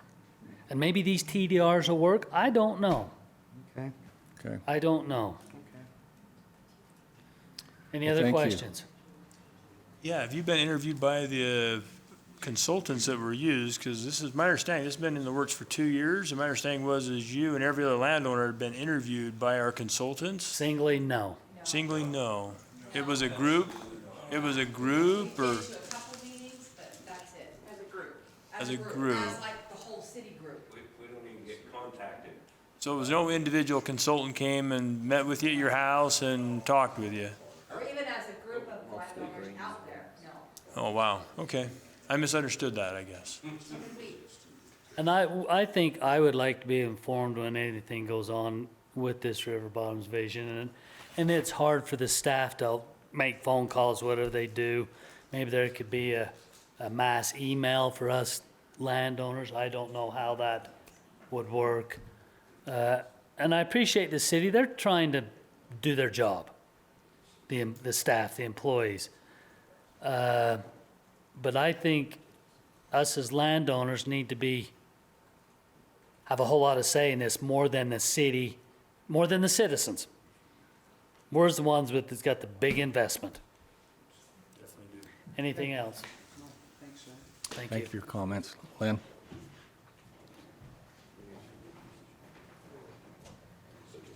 My name's David Ellsworth. We have property there too. And I was just wondering how up-to-date the map is they're showing here, and how come they're still, and the city's got a big investment, but they never say anything about what the city has in that area. They've got a big chunk of land. But on the map is listed as J. Lynn Partridge Farms. I don't know if they're trying to hide that, or why wouldn't the city annex that in? Okay. I don't think the city's ever, I can say this outright, the city's never tried to hide anything. I can't say. No, I know, they haven't, but why, if they've got investment, why don't they? If that's, Why don't they make it more open and public? Maybe they've not communicated it or posted it as well, but I can tell you they're not trying to hide anything. well, on the map, the very first one they're showing, it's got probably J. Lynn Partridge Farm. It's not saying Spanish Fork City's farm. But it wasn't bought to be developed right now or to be annexed in at this time. Is that the 65 acres you're talking about? There's your map right there. Well, the one they had at the very first of the meeting, This one right here? it had There's another, JL Farms. Mike, this there's is the one there's that's on another the piece city, on the over city there page. that we bought. There are other properties that the city owns. Yeah, I know they have more, Yeah, we do. but they've got Three more. right east of us out the river, but that's where it's listed, the J. Lynn Partridge owned it, so that's why they're still listing it that. And they bought it for trails and stuff like that, and parks, and future parks and things like that. Same way with that piece that's gone along Poplar Lane. It's I mean, for 'cause they always for say- future parks and stuff like that. That's what they bought it for, but you never know what's gonna happen after that. But right now, it's still. Where else, It's still from county that property. map, what else is there, Dave, that you know of? And I think these are probably good additions to make. And I know that in some of the public meetings that we had an exhibit that show, I mean, for example, the golf course. Mm-hmm. That's city-owned. And you'll know better than me exactly where the property lines are for, it's Jalen Partridge, right? It's almost, With the city purchased, Just east of us, the you're trail, looking at it Right almost. here. right the there. trail. Oh, okay, okay. we purchased that, I want to say, like 6-7 years ago. Yeah. You remember? Yep. And So we do. how many acres is that? Probably more, 48-ish, I think. 42 something. acres. That's Yeah, correct. 42. Yeah, so that, I think there's probably room to identify that in the document. That'd be a good add. But the first map that was up there, that had that listed, and I don't know what plans the city have, or why they're holding out or waiting. I know we heard in the last meeting, they're wanting to put a big roundabout right there at 300 Yeah. east. And so they've got to have some kind of plans. They're putting a roundabout there of what they're gonna be doing. It's hard to say this and sound genuine, but I honestly don't think we do. We bought this property here largely because we knew we needed something here, and we weren't able to get it over on the west side of Poplar Lane. This was purchased in part because of some water rights that came with it, if I understand things That's right. correctly. That's correct. We talk occasionally about what could happen with these properties. I don't dare speculate about what might happen, but I think there's a good chance that long-term the city won't own the majority of them. And so that's what I look at too, is if they're holding back to keep the price down, and then they'll get the big dollars later. Oh, I think we helped increase some prices when we bought this one, is my guess. That just happened. Well, that's the A year and a half other ago or area, so. yeah. So Dave, have you read this vision? Have you I've got- read most of it. Okay, and how do you feel about it? Well, it's kind of hard when you've got the 3 different plans, and Okay, well, let's look at this plan right here on page 33. That's basically what the vision is right now, sort of one of the scenarios, anyway. because one of the plans has it where Right there. that okay? one there, that does have part of our property that would be able to build on, but then, Well, you can build on all of it, every bit of it.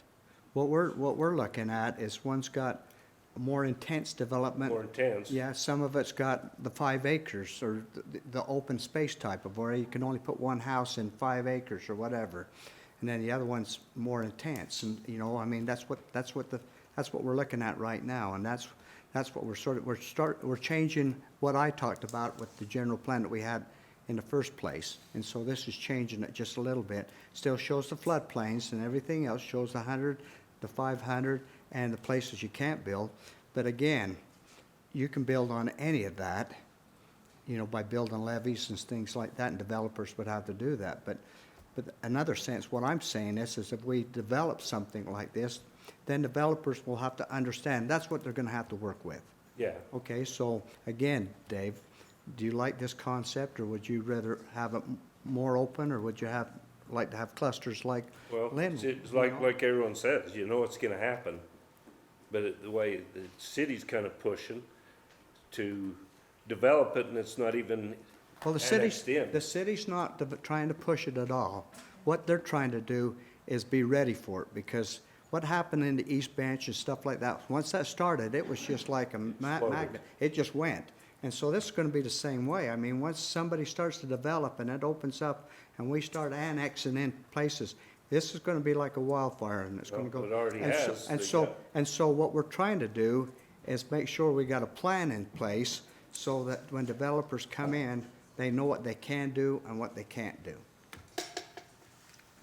That's what the vision's about, and that's why we hired these guys to make this up for us. And so what we're doing now is we're looking at the people that own property down in there and saying, does this look good to you, or does this look bad to you, or what does it look like to you?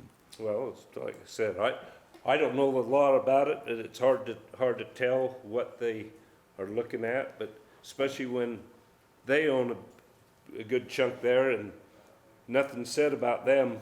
See, I'm like what Lynn said. I'm a guy that lives in Spanish Fork looking over the river bottoms, and I love the way it looks. And I would hate to see a cluster of houses everywhere. Man, I love to get up on that Pioneer Cemetery and look down and see how beautiful it is. It would break my heart to see it, just a big cluster of houses down there. But it's a reality. It can happen. It's not my land. And I just told you, I just sold my property because that was my retirement. That was my retirement. And so I'm living pretty good, I think. But the bottom line is I can't tell you how to do your land. But again, we set general plans and put it like high density in some areas, lower density in others, and open spaces. And we've always had that vision of the river bottoms being an open space area. We've always had for years and years and years, even before I was on the city council and even right now. And but that can change. And so we're asking the people that own it, how you feel. That's part of, I think, the reason the city's acted right now. Whether this is the right time or not, it's not been addressed forever, right? Everybody's wondered what's gonna happen to it. So I think the timing with the economy and the east end of the town growing and getting almost filled up, you know, when is the right time to talk about it? The right time is not when it's too late, Yeah. right?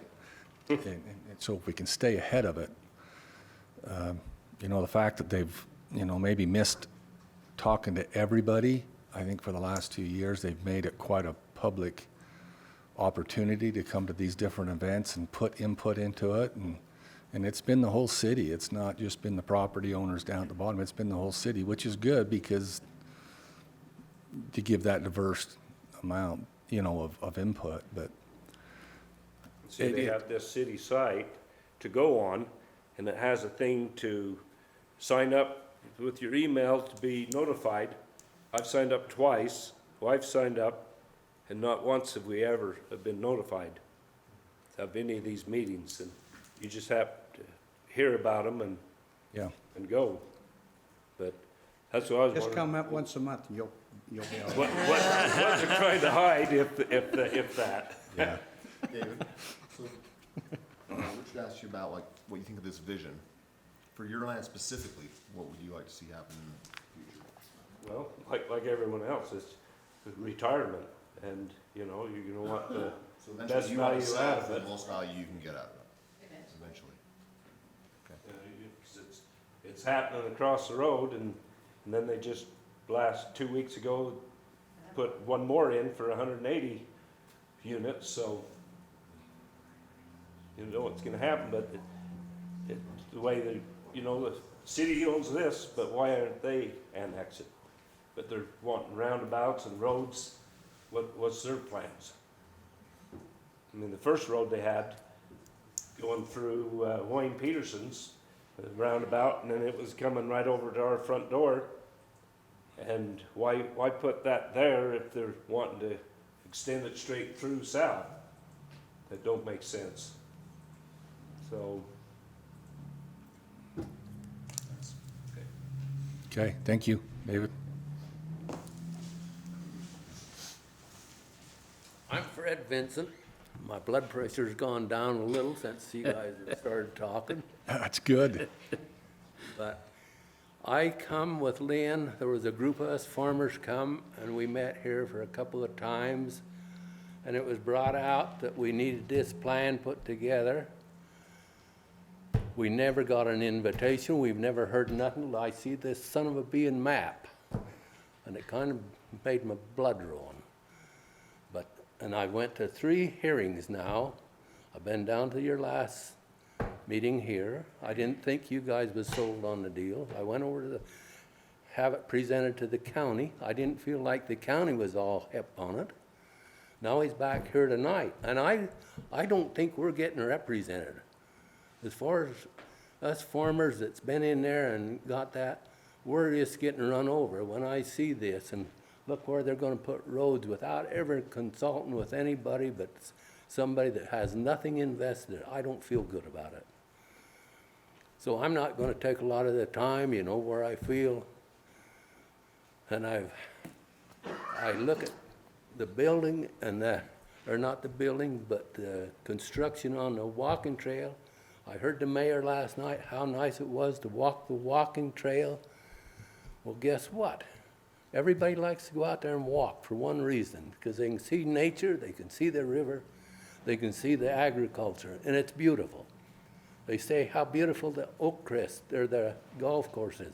My hayfield just as pretty to me as that golf course. And I've paid for mine, and somebody else paid for that golf course. Hey, will you let me golf in your field? What? Will you let me golf in your field? No. You know, I'm at a disadvantage because I don't hear. That's all right. I just said, will you let me golf in your field? You're damn right. There's more golf balls down there. True, I know. That's where I need to go then, because Yeah, probably come half of pick them 'em are up. mine. Well, anyway, I think we've got to be involved in what's going on where it's going through our property. So, Fred? Can, Fred, how do you feel about your vision for this area? Do you want it to be farm fields forever with no growth? I am sure it's going to change in time. I don't see this big panic to put this all together in a few days. And so I don't think we got to panic. I don't know. I get the impression that all we got to do is take care of these damn developers that's coming in here. And I have a hard time with that. The people that's been in here and made this river bottoms and made Spanish Fork, we're getting kicked in the butt. Anytime you bring in a development around agriculture, it hurts agriculture. I've got that ground on the bench. I used to flood irrigate it. I've had to rent it to Harwood so they can put it on a drip system because I got homes that my brother sold his property, and the drainage water all would come off my ground and go into his. And the engineer said, oh, we know how to build a dike. Guess what? They put a dike about 80 rods across the field, and the low corner, I had 2 Powder River gates, and they didn't dike that. So the water is going to go right there, right across the fence line, as a guy that's put a walk-in basement into a brand-new big home. So that's why I had to quit flood irrigating. I've had to lease my ground up there. I've sold my cattle, because somebody's going to run through the fence, open my gate to go in there and play or do something. My cattle's going to be on a subdivision. So anytime this comes, it interferes. I'm on 2 irrigation companies. I've been there since I got out of high school. Every time you get development, you've got problems. On that east bench, I've been up there, and it's just one problem after another. And the city gets in there, and they'll do a section, make sure everything's there, but then there's a blank section in there that we've got to put trash racks in and get all the garbage from all the kids and everything else that gets thrown in the ditch. And it makes it awful hard for agriculture. But anyway, I'm not going to take a lot of your time. My daughter's got a whole bunch of questions. And she hears and she writes this down, but I appreciate her coming. And anyway, thank you. Fred? Thanks, Fred. Did you get any notice of the meeting other than from your daughter today? No, this is where I found out the first meeting that I come to. She said, Dad, there was a meeting down there about how the river bottoms is supposed to be taken care of. And so we come down to a month ago and listened to you guys. And I appreciate your attitude and appreciate the opportunity to come and torment you. Glad to have you. Thanks, Fred. Now you've got to listen. I'm Jackie Vincent Smith, and I will try not to get teary on you because I tend to do that. So I don't live in Spanish Fork anymore, but I've always planned on coming back. Looks like there's going to be 2 roads right where I always thought I'd build my home. So that breaks my heart. More importantly than that, I have been to the past 3 meetings. Guess what? I knew my dad went to that first meeting. I didn't come down and go to that with him. I didn't hear anything else about it. The only reason I knew about that meeting a month ago is because Diane Garcia mentioned it on Facebook. I belong to 3 different Spanish Fork City Facebook pages. I follow the Spanish Fork City Council Facebook. I read your city council minutes. I didn't know anything about these meetings. My dad has farmed that ground. My grandparents farmed that ground. My great-grandparents homesteaded that ground. We shouldn't be finding out about it when I'm looking on Facebook the morning of a meeting that affects our family. That's my own opinion. I think that as a council, you need to do a better job making sure that the people know what's going on. It's great that you have beautiful pictures of farms in your brochure, but you haven't spoken to the people who that's their livelihood.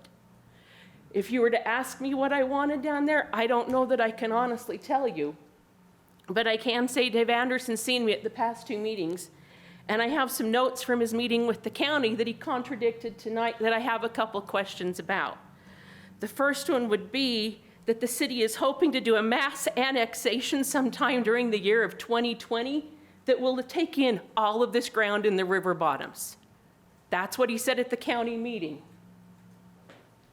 You just said tonight you didn't know when that annexation was taking place. So is the city's hope to annex this ground in 2020 or the beginning of 2021? Would you like me to answer that? Sure. No. So it was misrepresented to the county. Ma'am, honestly, I don't want to argue, but. And I don't want to argue either, I just, The music that we've been singing from hasn't changed since May. It hasn't. So Dave already went over what the annexation policy is. okay, I'm just saying, I was at a meeting where he addressed the county and said this. There are 2 other people in this room that were at that And that meeting. may have taken place, but that doesn't override whatever the annexation Okay, so we'll go policy with that, is. So and that's whether he said fine. it or not, the landowners are part of the annexation policy. Okay, so I hope that as a city, and because I do have a stake in some of the ground on the bench and in the river bottoms, I hope that you will slow down. I hope that you will take a moment and say, you know what? Let's back up and let's work with these landowners to establish what is going to be best. And I agree, I live by Legacy Highway. I realize that you need to have a plan or you're gonna be in a world of hurt. I get it. I understand about the amount of growth that's anticipated for this area of the county. I see that coming, but I do hope as a council you'll slow down, or as a committee, and take a moment and work with these landowners. That's what I'd like to ask. Okay, thank you. Thanks, Jackie.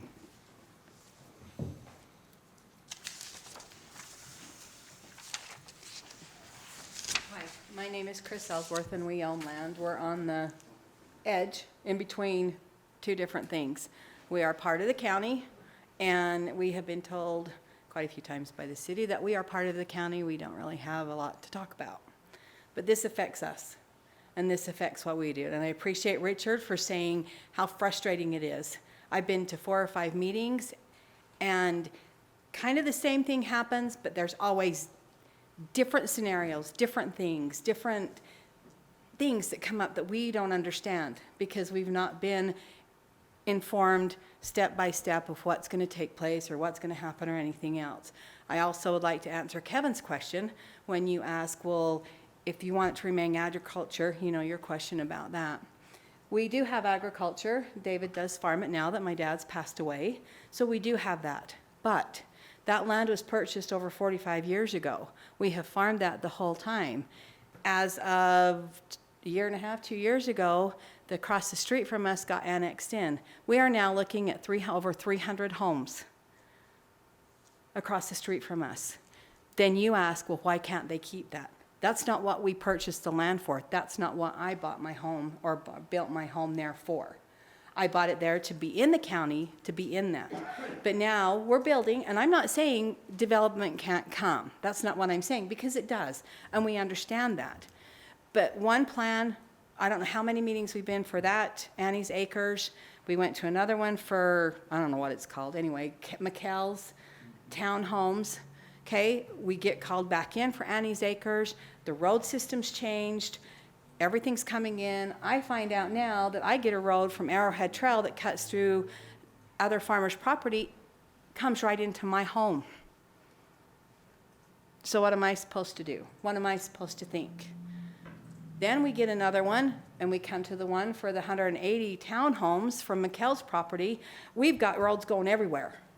I've got 3 within almost, I'm not good with measurements, so deal with me. Like a block and a half, there are 3 main roads coming straight at my home on that little road. We're not getting told how this is going to transpire. Like we've been told, the city's going to put a roundabout up where they own the property, up by Partridge's. We've been told that they're going to do this road here, they're going to do this road here. These are all questions that we're not getting answered. And just like Lynn said, how are you supposed to farm when you have 15 different roads that are coming from everywhere? And so that's why, Kevin, I answer your question. We don't know what we want to do. We're up against these things. We're told, oh, it's not going to be for 15, 20 years. But yet we've had a couple of people call and ask about land and what we're going to do with it and what we're going to accomplish. If it was my idea, I would love to keep it the way my father envisioned it and keep it as is. I know that's not going to happen. But like I said, we're right on the edge. So who knows what's going to happen with us when these development comes in. They're putting the sewer out through Barrett property now, who is in the city. There's supposed to be a reception center there. This is what we've heard. Reception center there where the Sorensens live. They have sold out. Part of it's residential, part of it's commercial. Supposedly there's a Mexican restaurant that's going to be put there. So these are all things that affect all of us out in the river bottoms. And yet when David asked what the city's planning on doing with their land, we kind of wonder at the same point. Just like with these TDRs, is that what they're called? Like Richard said, that's what scares me.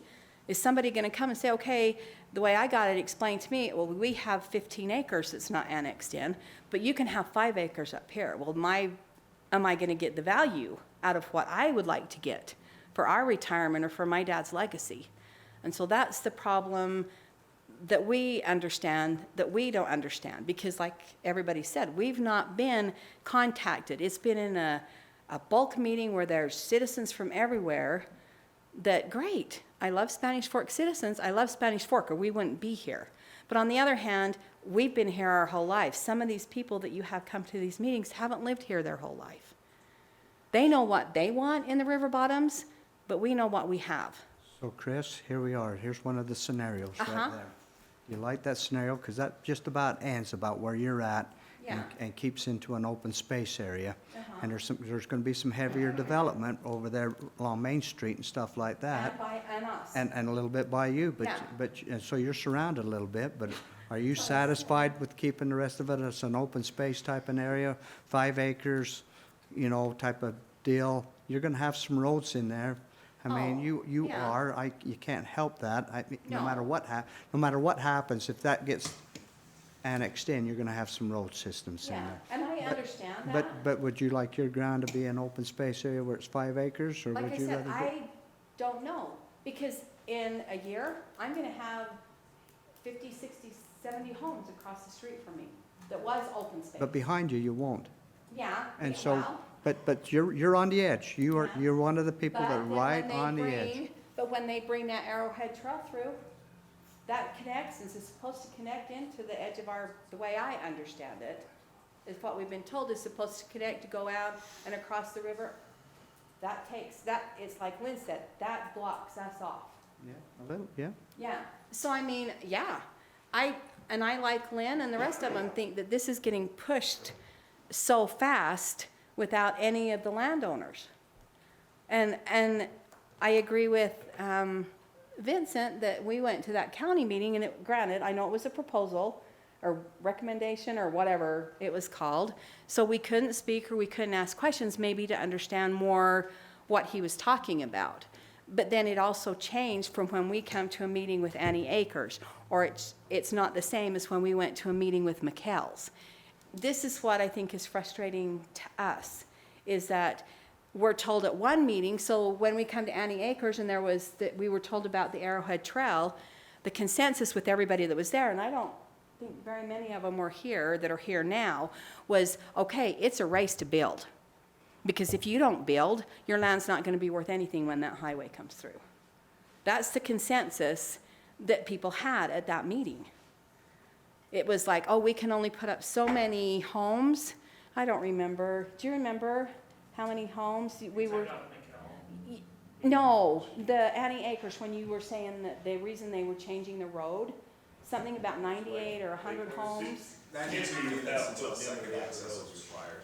Can I say that again? 92 units until second access was required. Yeah, see, 92 units. So the way people took that, okay, we got to hurry and build, or we're not going to have access. Does that make, yeah, yeah. It's just the existing of those one single one. But see, that's what we're hearing when we come to these meetings. Chris, can I ask you a question? Yeah. You mentioned it, and I heard Fred mention it as well, almost that, like it or not, this is what's gonna happen. Well, The future of your property. You mentioned that you'd like to farm it, keep it as is, as long as possible. Why can't you? why can't we? If the price is right, would you? And that's the question. So If the a price, I developer- mean, that's the thing, but like I said, we're in between. So we're not back behind like Lynn and some of these others. We're right there. So you'd like to, as long as you can, for a certain price, up to a certain price. Probably. Which would benefit you, benefit your family. Yeah, being a benefit- legacy for my benefit your dad. kids. Yeah, and like I said, that, I don't, I know development happens, but I didn't build out there to have 2 or 3 roads convene on my home and have to try and fight to get out of my driveway. So there's another reason. I mean, that's not what I envision. So South Lane, I would guess over the last 5 years even, has probably gotten quite a bit busier than it has in the past, right? So. You gotta come out at 10:30, 11 o'clock at night and hear them race. So, would road improvements be a benefit for that? Well, they're gonna have to be improved anyway, but not, depending on if, when they bring the highway through, or the, whatever that's called, sorry. I mean, they want it that way. They want a big road there to connect to the east and the south. I'm not good with those either, sorry. So You by know? having that road in, you expect traffic to increase? Oh, even it's more definitely from what gonna it is now? increase. Well, see, that's what we ask them at Annie Acres and at McKell's. How do the fire trucks get in and out? How do the things get in and out? Where's your access roads? They all ended up here. Well, we're gonna close off this road where Volunteer Drive, kitty corner from us, that we can get to our road. Eventually, that's gonna be cut off, and homes were gonna be going up there. I mean, I know there's changes, and that's what's gonna happen. But, you know, we don't feel like we've been informed of all the changes of where the roads are gonna go, so that if the people that want to stay farmers, they can stay farmers. We talked about the roundabout. You've got the fairgrounds right there. The city and the county are buying land there for parking, you know? Let me ask you one more question. And I'll try and figure out how to word this. How would you feel if you had a neighbor across the street who were able to develop and get $100,000 to the acre, just a Okay. number, and you had to remain in the county and decided to sell, but had to sell within the county and only got 30,000? 35,000 an acre. 30, I don't think that's 35. right. And that, but that's, to me, like Lynn said, you're stopping that with this to a certain point, you know? So Well, if a you were develop- given a TDR, where now you're still in the county, or now you're brought in the city, your land will stay agriculture, but now you're able to sell those TDRs to try and make more money on your land, how would you feel? If I understood how they worked, I might be able to answer that, but I can't answer that right now, because I don't understand how they work. The way I have been explained to it, I spoke with an attorney after that, just to have him explain to it, and I didn't understand it in either. I would have to sit down, but like Mr. Anderson said, there are different scenarios. So until I can sit down and see what that TDR is, just like Richard said, his friend lost money. I'm not willing to do that. I'm seeing a little bit of a theme from the landowners tonight, and that's communication, or lack A thereof. lot of it, yeah, because we don't understand. I mean, we all envision what we think, but maybe it's not been presented to us as how it actually is going to be. And like I said, each meeting is a little different scenario, each meeting is a little different plan, each meeting is a different layout of what, you know. And I love that people look down on us and see beauty and everything else, but it's not gonna stay that way. We know that, it's gonna develop. But then on the other hand, you can't expect the landowners to be locked in to green space where it can't develop if they want to or Or need it to. could stay that way, from what I'm understanding, and you sell a TDR to a developer who develops somewhere else, and your property stays green space.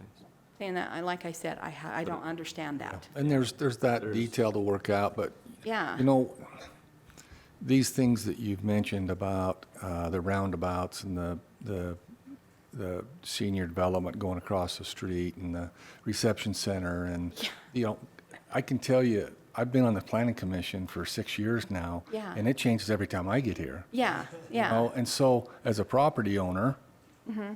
and I would suggest this to anybody that's got development going on around them, is to be involved, come to these meetings, because we learn about things as the developer has started buying things, right?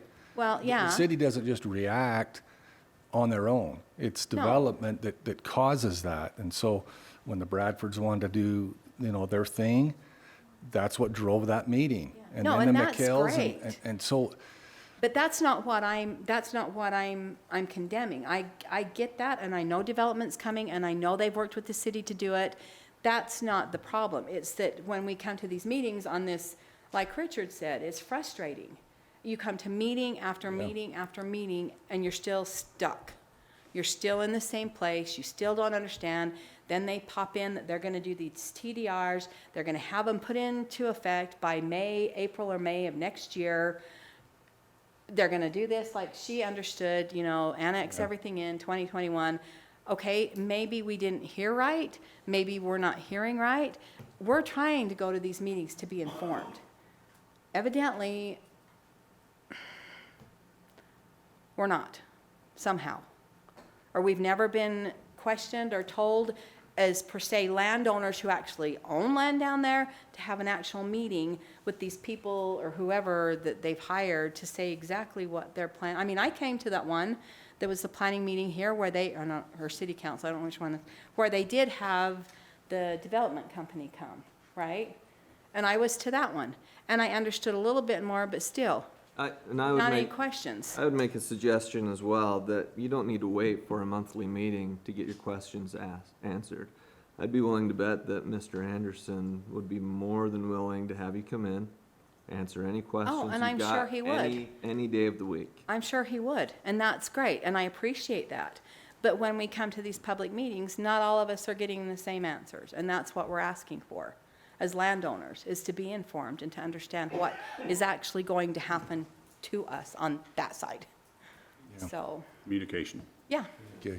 communication and because this is all new to me. I mean, It's new to a lot of us. I Yeah. mean, we're trying to stay, the city's trying to stay ahead. yeah, Again, back to just reiterate, the reason for this whole planning and vision, I think a good example of it is what's happening across the street from your house. It got annexed in within, yeah. the last 2 years? That and I mean, And- I'm not and gonna it's- fight and that so it's just because gonna it comes. keep coming, Yeah. trying to stay ahead of it with a plan. And I talked to Mayor Layson outside when I went out, and I was talking to him about it, and he just says, we need a plan. I understand we need a plan, but I feel like this has been pushed on us so fast, even though it's been going on in the process, but we, as landowners, haven't been put into that process.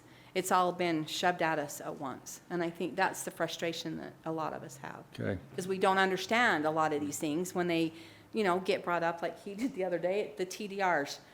Okay, that just went over my head. As far as that is transferred, whatever, And so like he said, until we get into the scenarios of what it actually is gonna affect us, then we can understand, make better decisions, make better comments, maybe, I don't know. Yeah. No, that But makes that's sense. what we're at least looking for. Thank you, Okay. Chris. Thanks, Chris. Okay, you can't say anything about no communication. Well, I've got that written down. I know Dad'd be rolling over in his grave if he knew there was gonna be homes down on his farm. But I hope that we don't have to worry about that for a long time coming. My mom is 89, she doesn't hear very well, so I didn't know until Fred come and talked to me. I had no idea about the meeting. It's my fault he's down here. Fred, we're going to talk after. You know how much my dad loved the city. I mean, he gave the, Can you state your name so we all know I'm who you Alan are? Swenson. Ray Allen Swenson was my dad. Thank you. And he gave the ground for the trail along there. He loved it. He pushed for that trail, and I mean, he wanted it. We got our little family park down there and everything, which is beautiful. We use it a lot. But the thought of having, I mean, you walk out on my mom's deck and there is a more pretty view, I don't care of anybody's home. Even them big monsters they got to the west.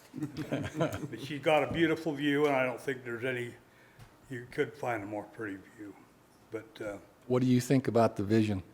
well, I don't really know anything about it, to tell you the truth. Well, I mean, just in concept of let's say, leaving half to agriculture and half to some development. How do you feel about that spirit of that? Well, as far as I'm concerned, and my brother and my sisters, my sister built a home down on the farm. And as far as I'm concerned, and any of the rest of us, and my mom, that's the only home we want to see down there. But I'm sure, you know, I might not be around when all this takes place, and it'll be my sons and grandkids or whatever else I have to worry about it, I guess. But, you know, Lynn runs our ground, and he does a wonderful job, and it's beautiful down there, and that's how we'd like to keep it, you know. Okay. But I hear roads coming up over the hill by moms and everything, and I'm just thinking, no, I don't know. I don't know what's the master plan. I've heard different things, just because Ed Roberts is my brother-in-law that built the home down there with Yep. Stacy. Yep. And that's the only reason I've even heard anything about it as far as the master plan. I honestly don't, I'm not that computer literate to look up things, so Okay. I guess I could get my kids to help me. Alan, quick question for you. About how many acres does your family have down there? 100 acres. 100 acres. You're the owners of that? Yeah, my mom and, yeah. Thanks. And so, Alan, as you look from your mom's deck and look down on that ground of yours and both ways in the river bottoms, what is it that you would like to see? Just You like know, it you is. have your sister's home down there. There's only been one or two others in the whole river Yeah, bottoms. yeah. So Right. as this next generation comes along, and as Well, some of you guys would like to see another home, are you okay with 5¼ acres? Would you like to see Yeah, I mean, something that's else? what Stacy and Ed, we had 30 acres there. They divided it up between the 5 kids just for that little section there. You know, but as far as I'm concerned, nobody really wants to put a home. So Rather put it up on the hill where mom is, you know. if a developer approached you and said, I'd like to give you twice the amount of money than what it's worth today, would you be willing to say to him, I'd like to see it left just the way it is? I would, because Dad managed things right, and we had ground down in the north field, down in that alkali where development belongs, because he didn't care if that was developed, and they're building a hospital on part of our ground right now, so. It'd haunt you. Huh? Your dad'd haunt you. I knew him. Well, I know you did very well, thank you. Thanks, Thank you, Alan. Hey, Dave, while the next citizen's coming up, can you tell us about approximately how many total acres are down there in this master plan?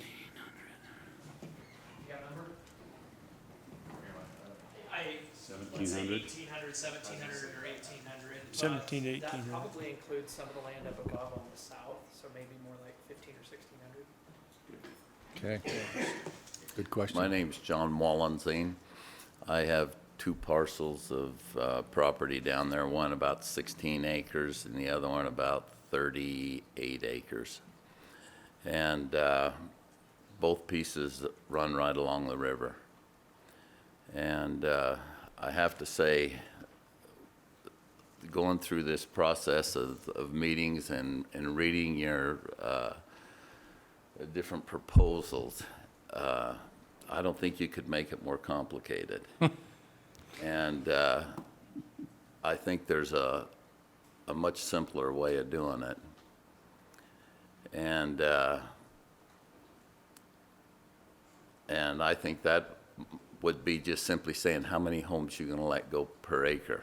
And then you as a city, if you're gonna want clustering, then you leave more open space. And cities have been doing it that way for a long time. You're aware of that. I think everybody would understand it better. I think also to take ground like mine, for example, everything, the one proposal, everything south of the new road going in would be undevelopable. That would make my property where I couldn't develop it. If that's the case, then I don't want to be in the city. I'm better off staying in the county. I'll cut my ground up and give each one of my kids 5 acres and leave it at that. Mm-hmm. You know, I see no advantage of being in the city. I would prefer to be in the city, and be able to have the water, the sewer, the amenities that come with the city, but I also can get by without them. I can get power, and I can drill a well, and we can do it. And rather than see the ground sit barren, I'll go that route. We've thought about building a house within the next year or two down on our farm, but until I kind of see where your roads definitely are going, I'm not quite ready to do that yet. I could move down Swenson Lane on where my barns are on that farm and have the utilities and everything there now. But I'd rather move over on my other piece, and I want to be back closer to the river. And I can build the ground up, and I can do the things like you say to protect my property and my home from being flooded. I think we use the flood excuse too much, that, oh, we can't build down there because you're going to be flooded. Well, there's things we can do to keep from being flooded, and developers can do it. And to just say, no building at all, I feel like the reason you have that trail is because we all allowed it to go in. Now is that cutting our own throats because all the people walking on it? You know, before you walked on that property, I drove along that between my two farms every day, and I looked at that beautiful site and all that, and the farmers all along there were willing to share it. But are they gonna be docked? Are we gonna be docked because we allowed all you to come onto our property and see what we had, and now because you see what we have, you want to make sure that it stays the way it is? You and I both know farming down there, it isn't going to last. The money in farming, you got to own a lot of ground. My 50 acres, I can't afford to buy the big tractors and the stuff to do the work that it takes to farm it. If it wasn't for Lynn and being able to hire him to bale and cut my hay, for 50 acres, I can't go out and buy a big baler and go out and buy a swather, and all the equipment. Yep. It's a joke, It ain't to say you're going to keep that ground open with all the different landowners and the small parcels they own. Times are changing. So John, what do you want? What's your vision then? What do you What my vision would be, I would like to see the city say a half acre houses per For the whole thing? for the whole thing. Now, but then if you want to put two houses on a half acre, then you leave a half acre open. If you want to do some smaller clusters, then you got to start leaving more ground open for open areas. If you did it 1 acre parcel, and you put 4 houses on that 1 acre, then you'd make 3 acres available for open ground. Do you follow me? Mm-hmm. So you're looking at the CUD issues then, that scenario? It's sure a lot easier to understand than your thing. And then when you start to talk about developing it, and people they can look at it and say, well, this is what we can do, and this is what we could pay for the ground. On your scenario then, you're only having about 20% open spaces then, what you're talking like. But I'm just, Yeah, throwing yeah. what you're saying. That's very possible. Okay. But you and I both know, with different combinations and different type of housing and different type of things, you can create some very nice big open areas. Yeah. And that's what I with 1 acre density, or a half acre density. But to just say all that area all along the river is going to be undevelopable, I got no desire to be in the city at all if that's the case. I'd as soon stay in the county. Because I have some opportunities there that I don't have here. Anyway, that's my feeling. Thank you, John.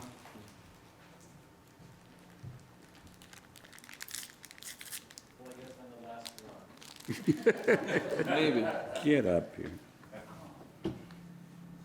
My name is Brent McKell, and I own a piece of property next to the Ellsworth. I'm on South Lane. And I guess my heartburn is, I know it's the city plan to bring a road off Arrowhead Trail and bring across my property so that they can have enough access for the development that's going across the street from me. Hey, Brent, show us where your property is. You got a pointer right there in front of you. Brent, right in front of you, you got a pointer. Grab that. You can, Little silver button right there. You're almost there, you got it. Look in the end of it. Okay, that's it right there. That's where I am. About how many acres do you have there? I have 25 acres. Thank you. And so this is all being developed. And this is in the This is process of gonna be being developed. And they want to bring a road off of Arrowhead and bring it across my uncle's property. That's Mark McKell's property right there. And then across the front of my property. So we're going to have a major road come across the front of my property. So you expect me to run a farm here with dense housing across the street from me, because it's going to be pretty dense right here. And all these people are going to get sick of the flies and the smell of my livestock. And it's going to be difficult for me to get in and out of there with hay wagons and equipment. So you're making it more difficult for me to farm my ground. So can I ask you a question? And you know, I love this piece of property. I'm third generation on this property. How do you do it now? Because apparently from what I've heard, South Lane's pretty busy. So how do you farm it now? I have most of my own equipment, but I don't have a hay wagon. So I have to have the hay wagon come in. So they would have to somehow get in with a hay wagon. How do they currently get in? How do I get into the property? How do you currently get a hay wagon? They bring it up South Lane. But as I understand, well, that'll eventually be cut down. I guess my main issue is, you know, I'm third generation on this property. I love this property. I'd love to die there. But the truth of the matter is, I don't have any sons. And so my family probably won't be interested in farming this property. And there's not enough income from this property that if I leased it, I could probably barely pay the taxes on the property. So what you're telling me is the city's going to make a decision that property on this side of the road is worth probably around $250,000 an acre, is a more realistic price for what that's going for. And the property on this side of the road is going to be agricultural. And what's that going to be? $40,000, $50,000 an acre? Lucky. So we're talking 25 acres at a difference of $200,000 an acre. You do the math. Is the city going to pay me $200,000 an acre not to develop this? So Brent, are you saying that you would like your land to be available for development when the time comes? I think that's the only practical thing.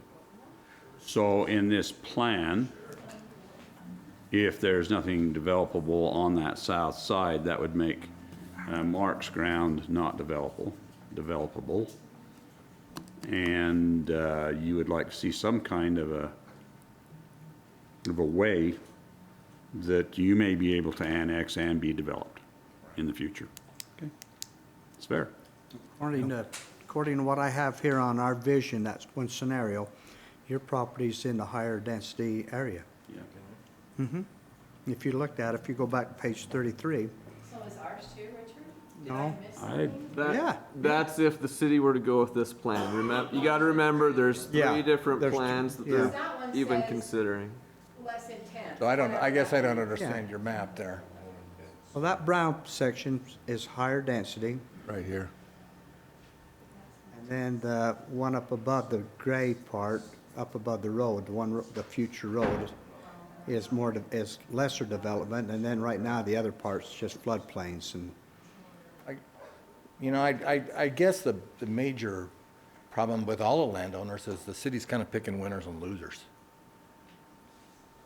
And maybe that's unavoidable, but it still gives us a little heartburn when you look across the street and you're looking at Let's see, $5 that's million what- difference between That's why we their have property you and your talking property. right now. Yeah. That's why we're having you talk right now, because this is somebody that's come in and, you know, and put in a vision here for us to look at as a city council and as a planning commission, and now we want to listen to you. That's why we're letting you guys talk. I mean, usually we just let you talk for 3 minutes and you're out, but this is very interesting to me, to let you guys talk. So I got it in my mind to talk to the city council and again, to move on with this, because I don't think you got represented very good. We got two questions for you. Have you ever been approached by a developer about your property? I've received a card in the mail saying, we're interested in buying your ground.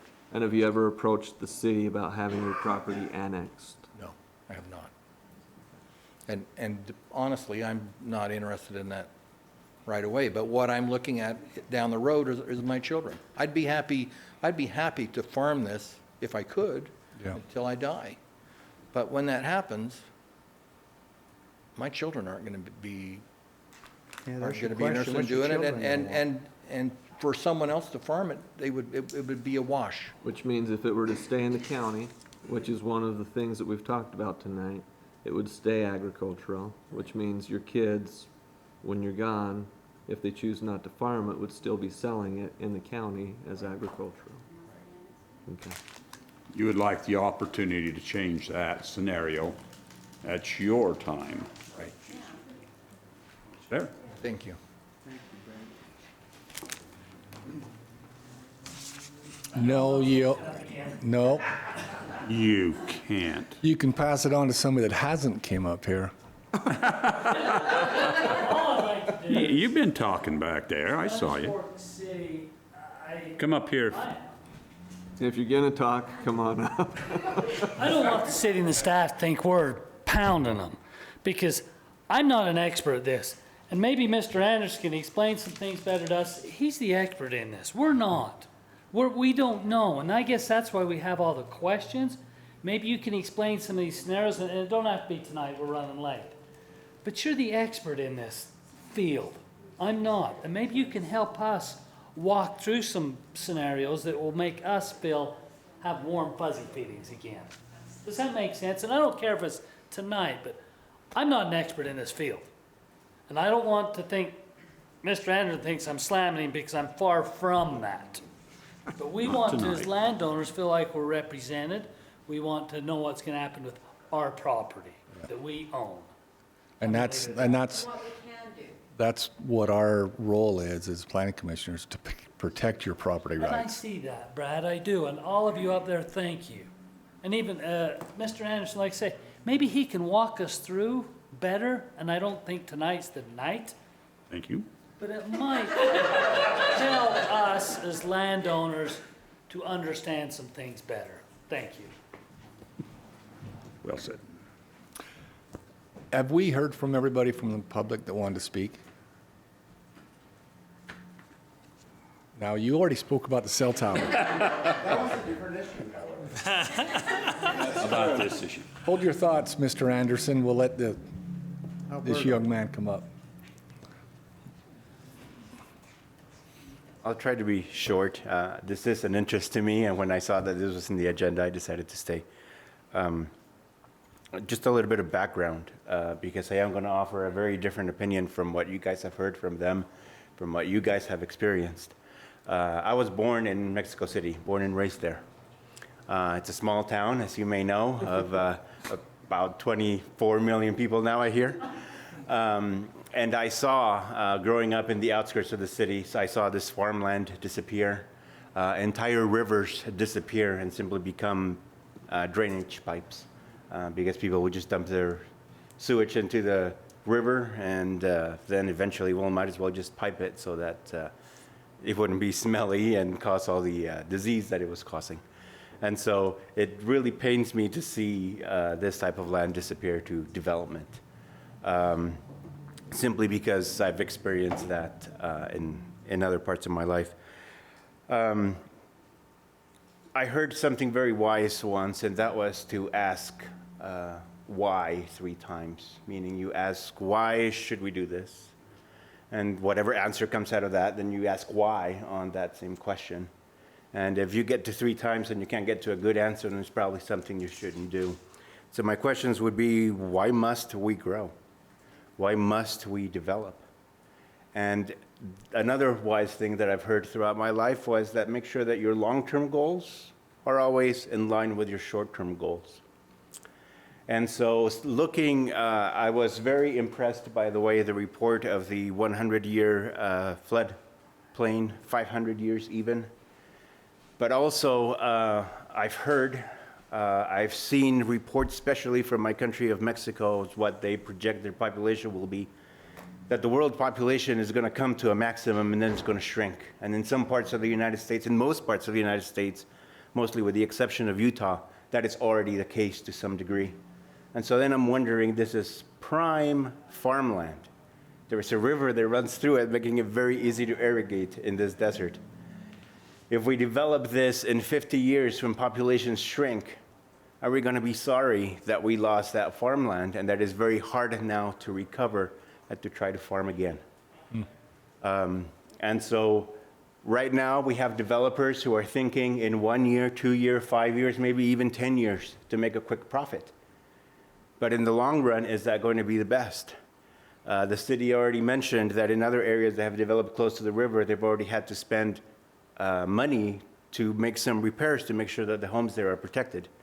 That's my tax money that is being spent now to fix for somebody else's quick buck in that. And so my decision would be, let's find perhaps not the easiest way, but the right way to try to preserve this as farmland.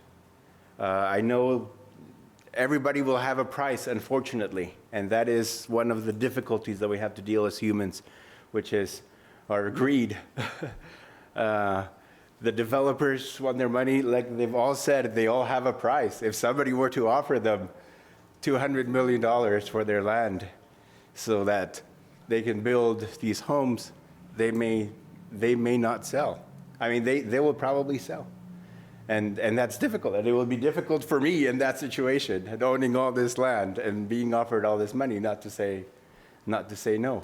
But let's try to find a way. I would ask the council and also the city council, let's try to find a way to preserve this.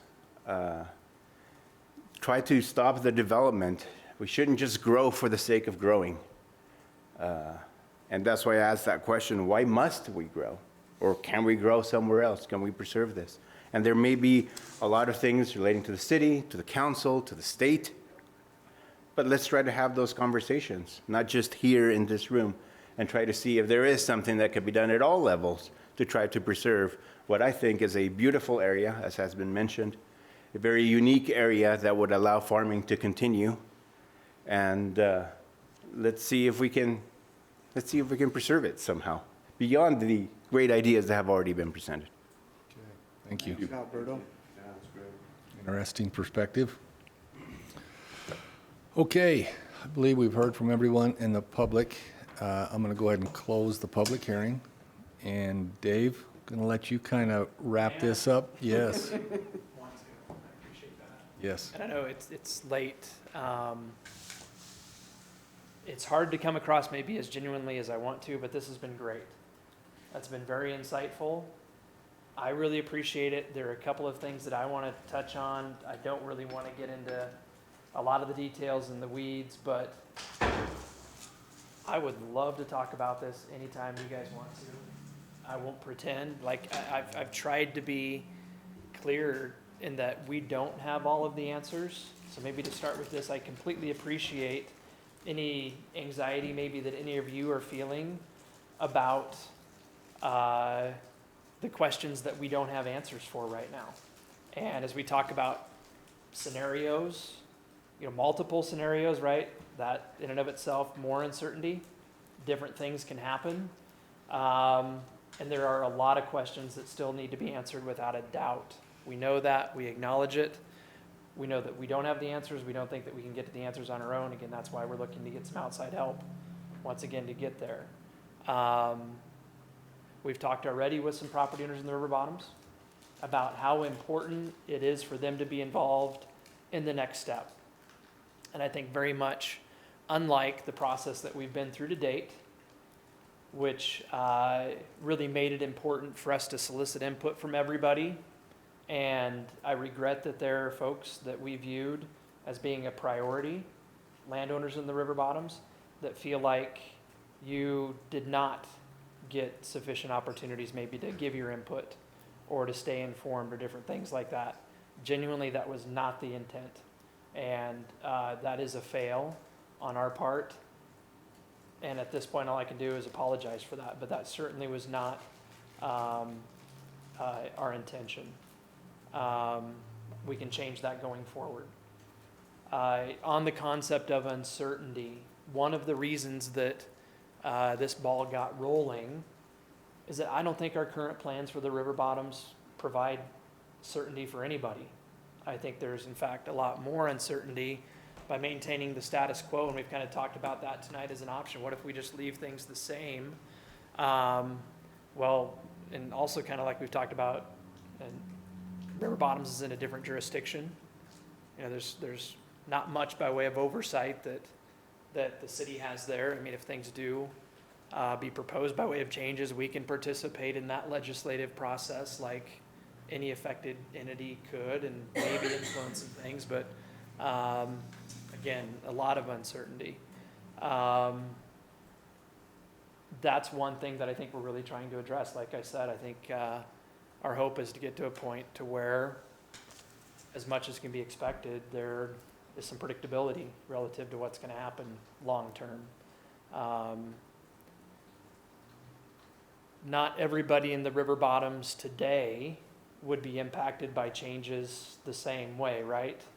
For you folks, this is a textbook situation. It's a great example, I think. And Mr. McKell, it's the same boat.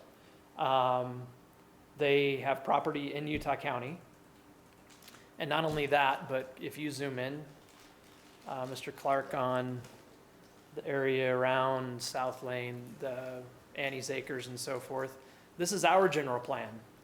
So the Ellsworth property is right here. Annie's Acres is here, and we're reviewing here, and we're reviewing a townhome development here. Like Mr. McKell said, I would guess that these properties are selling for something, for that type of development, something that's close to $200,000 an acre.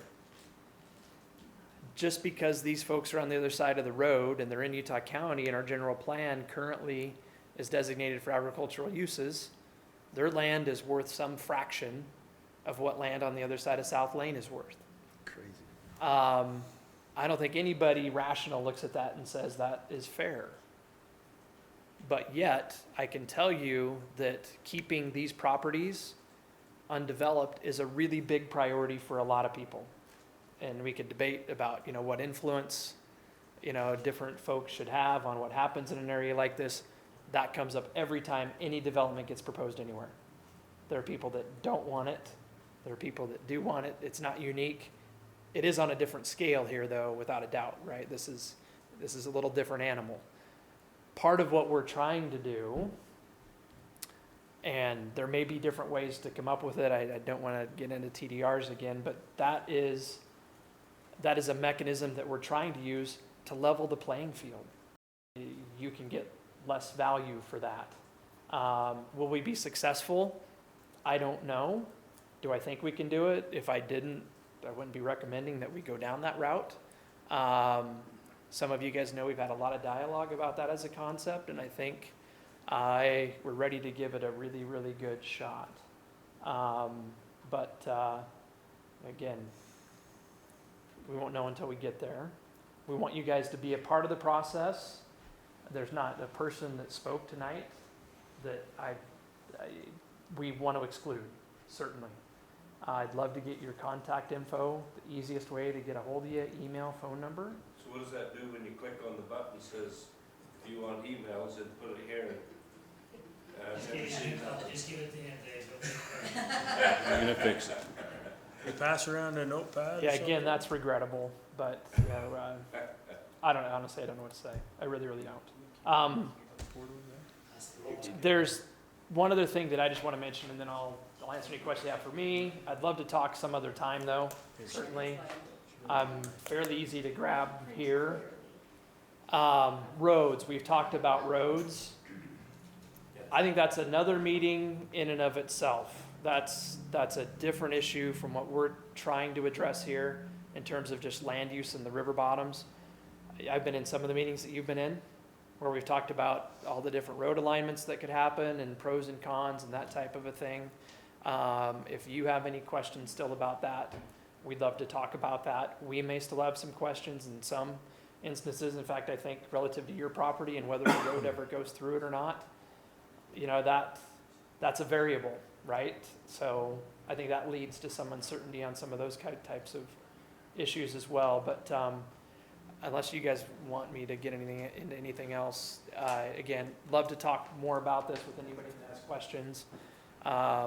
Happy to answer any questions that you guys have or anything. The idea that we'd have a joint meeting with the city council, they love meeting with the planning commission, so I'm sure that would be easy. I'll bet they do. There's always, typically there's food, right? So, Dave, can we, down the road, it doesn't need to be anytime soon, and shouldn't be, should probably be after you guys kind of have things a little more concrete, but have maybe a work session to talk specifically about TDRs. That is part of our discussion. And how that process, after you've done some research and whatnot, different than Mapleton, but this is Spanish Fork's vision of what TDRs will be. I love that idea, and that gives me a thought. I want to go a little bit out on a limb now, maybe once again. And I apologize if I said something in the county. I went to the county's planning commission meeting last month, just as an FYI, to say, hey, this is what we're thinking about in Spanish Fork. I think if we have a good relationship with Utah County and we're on the same page as their planning commission and planning staff and hopefully county commission, that the likelihood that we'll be effective implementing the goals of this plan over time is greater.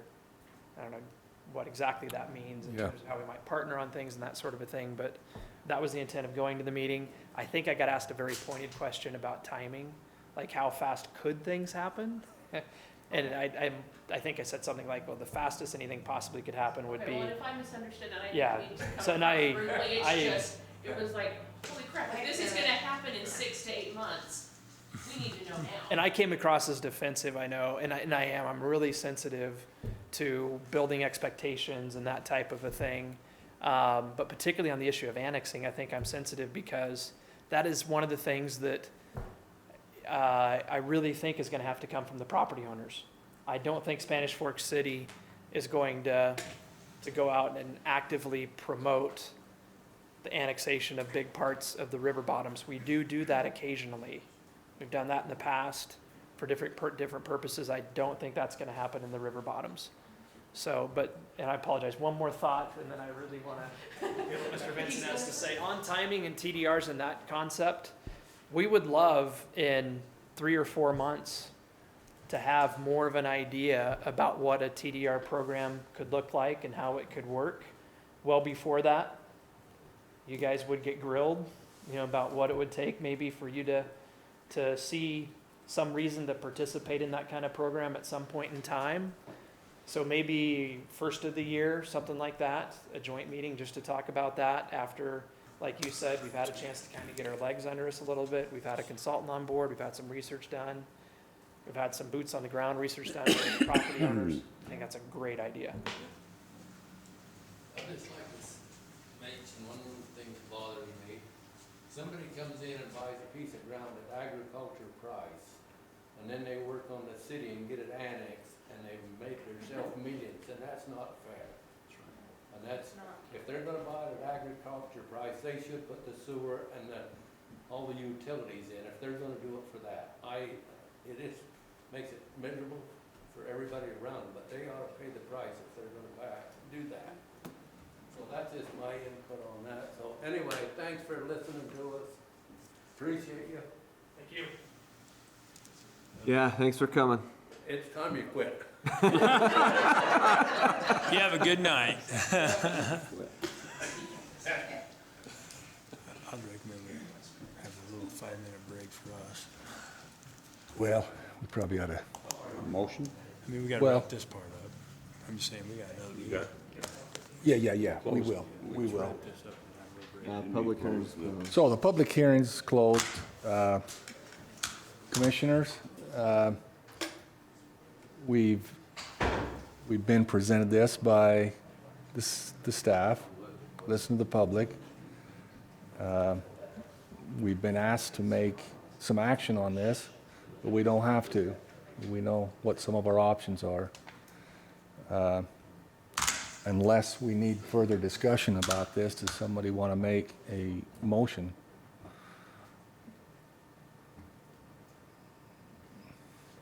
I think I'd like to make a motion that we delay any action on this proposal until we can meet with city council and staff and discuss the things that have been brought before us tonight, as well as become better informed ourselves as to what the plan actually is trying to accomplish. Okay? So we've got a motion to table this Table a motion. with, Or continue. continue it with. Continue it. Not table, continue. To meet with the council. Is there any questions on Timeline. Commissioner Mendenhall's? When could that meeting take place? I'll be in touch. I'm not sure, but sooner than later is better, I think. One clarification that we may need. If we do not take this, if we do not make a decision tonight, we will have to make that decision before the city council can take action. Is that right? And so the city council, I'm not sure what the calendar looks like for November, but will we meet prior to them meeting in November? In other words, when is the next, what does our calendar look like for the possibility of getting a meeting with them, and then us meeting again, and then the city council taking action? Honestly, I don't know. I don't either. There might be a chance that we could have a joint meeting the last week in October. That'd be the soonest, I Halloween? think, that we could put something together. Is that, that's Candy in the not, drawer. that's not, is that Tuesday or Wednesday? Also, Dave, is there Okay, so we. Okay, so if we possibility table it, that we'll you could give, meet with the landowners before that too? So we've got that in our notes. I think that would be wise. Absolutely, yeah, I Okay. can. We'll certainly try. okay? So I'll circle back with you guys after we clear some dates with them and. Okay, so we've got a motion. Is there any record from the group that did this of which landowners they actually talked to?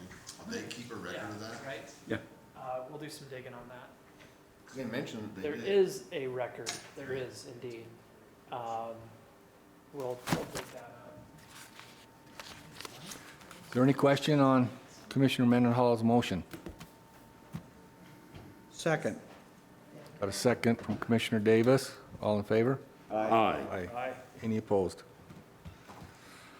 And thank you to everyone who came tonight and participated.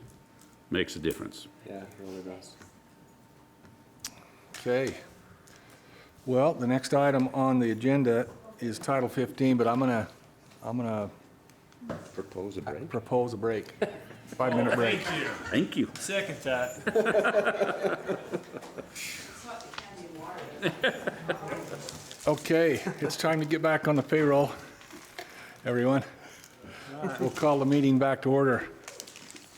Town 15 change public hearing Yes. might go a little quicker than the last item. Mr. Clark's our expert on this. I'll let him speak to it.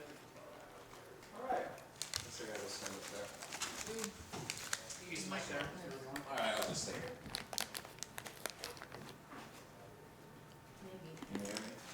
Is this on?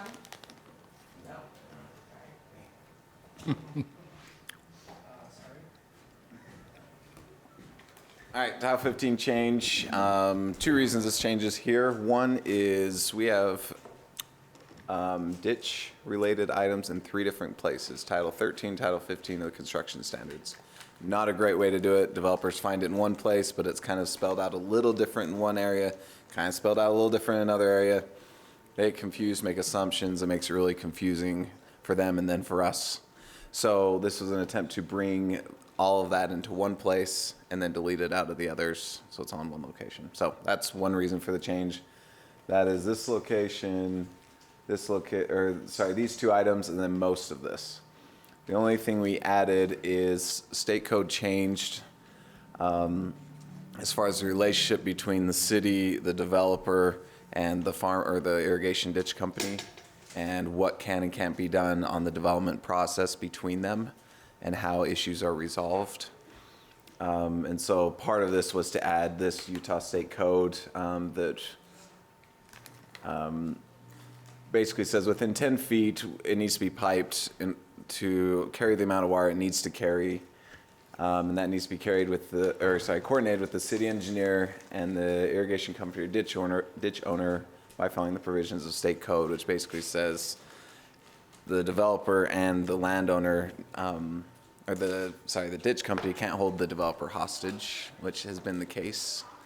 We've stepped in as mediator a lot of times, at least from my understanding. I haven't been here long enough to have a long track record, but basically they say the developer fills out a form that says I've contacted them, I've reached out to them, I've done my due diligence on this, and hopefully they come to a agreement on something, and if not, it goes to the ombudsman. One question about that. So when the developer comes to you and says, I reached out to those guys, what proof does he have to provide? So we have a compliance form that they fill out. You have the form just like you've always had that requires a signature from the company president or his representative, I guess, that says, we've reviewed it and it's okay. So we get it from the developer now that says we have reached out to them, we've contacted them. You can correct me if that's incorrect. It's from just the from the developer. And it says, I have reached out to them, I have tried to do these things, I've done my due diligence according to that code. That doesn't mean they can do whatever they want. It just says they fulfilled their requirement. We say, okay, ditch company, are you good with what So the went city on? reaches out to the developer or to the ditch company after you've talked to the developer? If the developer provides that, well, either way, we still try and talk to them. Like, we still try and be a good neighbor on this. But basically, instead of it ending up in Chris Thompson's office, us trying to triage all the issues, it goes to the ombudsman. And I guess what I'm concerned about is let's not take a step back on this, because it was only a few years ago, 20 years ago, that this was not happening. And there were developers who tore out ditches before they even talked to the company, but yet they said they did. Yeah. And those kinds of things, hey, I'm not saying anything bad about developers. I'm just saying that it can happen. Oh, for sure. Where somebody says, oh, I've done it all. I talked to him. And nothing ever happened. Or there's another side to that story. And I think that there needs to be some kind of verification, whether it's before the developer comes to you with that information or after, that the city makes sure through contact with that canal company that they have done their due diligence and whatever they've proposed is acceptable. Because there's nobody that's going to know more about that ditch system than the canal company that delivers the water in that ditch. For sure. And to just say, well, we're going to let somebody else say that they contacted them or did their due diligence. I'm very familiar with the law, you know, and how it was changed. And guess who proposed the changes? Legislature. The legislature, and who proposed it? Which are developers. You got it. And so all of a sudden they're tilting the table that way. I like level tables myself. It doesn't take anything on their part to get a signed development. Most of the canal companies now have their own engineer that you hand them the plan, they go over it and say, yes, this works, or we need some other different kind of material or whatever. Now, what you said, that sometimes the canal company holds the developer hostage, can be a problem. And that's where intermediate, where there's got to be a little bit of mediation between the two. But to just say there was due diligence, that worries me a lot. Yeah, their compliance form they filed is not okay, then go ahead and do what you want. It's definitely okay, you follow that step, you follow that part of state code. Where are your stamp plans? That's been reviewed by Franson or some other engineer for East Right, Bench. whoever say. that, yes. And if you turn that in, are you both good with the design? Okay. So it does go down that full step. We just add that compliance form so that sometimes we get, well, we've reached out and they just didn't respond. And then we're like, well, did you? Well, yeah, we'll sign this. Show us you did. Let's start walking down that road. We rarely get down to the mediation and down to the legal issues or legal side of things. Well, I will stand on the side of the canal company because the problems, for every one problem a developer has had being held up by a canal company, there are 50 where the canal company was ignored and problems result. And you guys just handled one very well up on the East Bench that involved one of the guys that was here, where there was a controversy there and it was worked out. You guys did a great job of working that out. But I would hate to have that developer come and say, well, we got a hold of him. He's not, he's not willing to do it. You said just abandon the ditch and fill it in. Well, right? it's happened on the East Bench. It's happened. And that's how those agreements came, and the city was actually extremely good about having that resolved by requiring a document from the canal company that says they have come to us and we have okayed this plan. I really don't like that. If that isn't in there, I don't like it. I just don't like the idea that one party can say, I did my due diligence. Well, what's due diligence? Is it a phone call and a message that was left and it was never returned, so that's my due diligence. I think that the court is looking for something different, and so would the city. How would you write that different, John, in here? Well, I would put in there that I would have somewhere in there another paragraph or another sentence that says that the canal company must sign off on anything that has to do with a ditch, whether it be a private ditch or a canal company ditch. I still don't see, I know that the due diligence is a problem with some people and with some developers. I know that. This is what I've done for 30 years. But I'm telling you that for every one that the developer had the problem with, there were 50 at least the other way. Why don't we just read through it real quick? That maybe I'll be a little more familiar with it. So the applicant shall follow the procedures set forth in this code as it may be amended from time to time in contacting any applicable irrigation companies. Facilities will be affected by the development. The applicants to follow the requirements of said section in piping, improving, or relocating any irrigation facilities. And then construction plans in compliance with said section will be submitted with the application. So it has to go hand in hand. We get the plans, and when we say we get the plans, it's not the developer says, here's what we're going to do, and I called them and they said they're good. No, it's for example, East Bench is one we deal with quite frequently. Right. East Bench gets the plans, they hand it to Franson. Franson reviews them, hands them back to the developer. They do a red line comment back and forth just like we do for their subdivision until they are happy. And then they submit those plans to us for us to start reviewing as far as the actual ditch plans. And it usually has a Franson stamp on it that says, we've reviewed this. East Bench is good with it. We're good with it. Are you guys good with it? So it kind of goes through that. So the proposed change doesn't change that? No.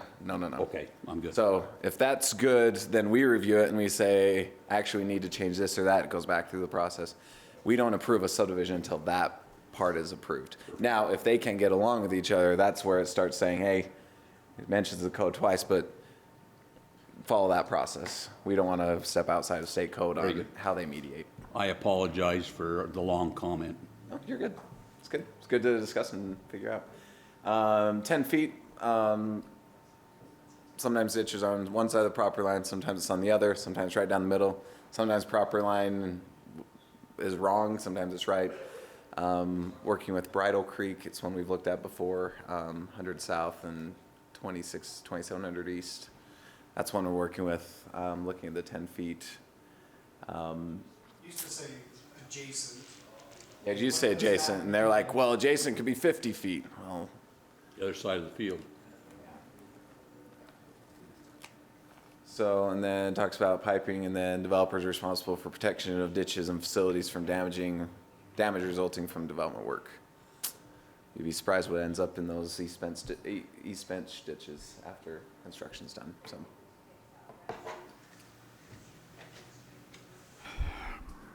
Questions? Wasn't an hour, might have been about 12 minutes, but That's it? Not quite 12 seconds. not quite 12. I can't read it in 12 seconds. He did have a disclaimer that if you have. And I ruined it. It's my fault. I had my Vietnam. Yeah, it could have been home. Your Vietnam. This is more of a Korean it? skirmish. Oh, That's okay. the only thing you've got? Yeah, that's it. Good man. Hey, John. Thank you. All right, we're gonna hold John, that. as an expert, I think you should make a comment or something about what do we do from here? I think that, well, no, this. Got to have public hearing first. It's gonna be the chairman that decides that. You Okay. mean Any with other this? questions? Any other questions for No, Mike? I think it's great, considering that we're not changing anything that is already in place. So I'm good. Okay.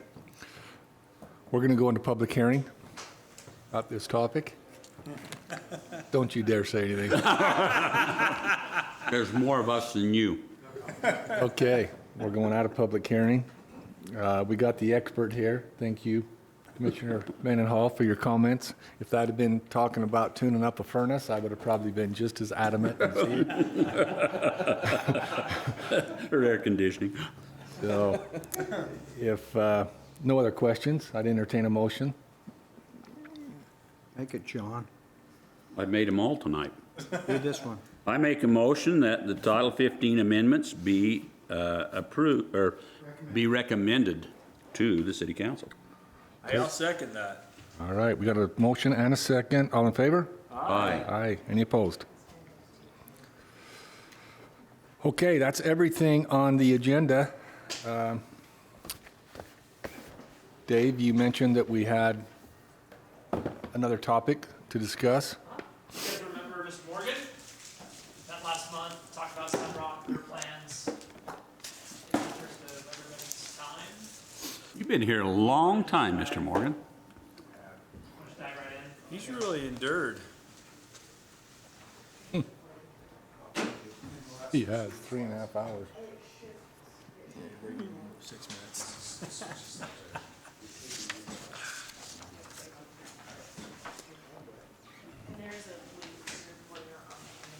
Thanks.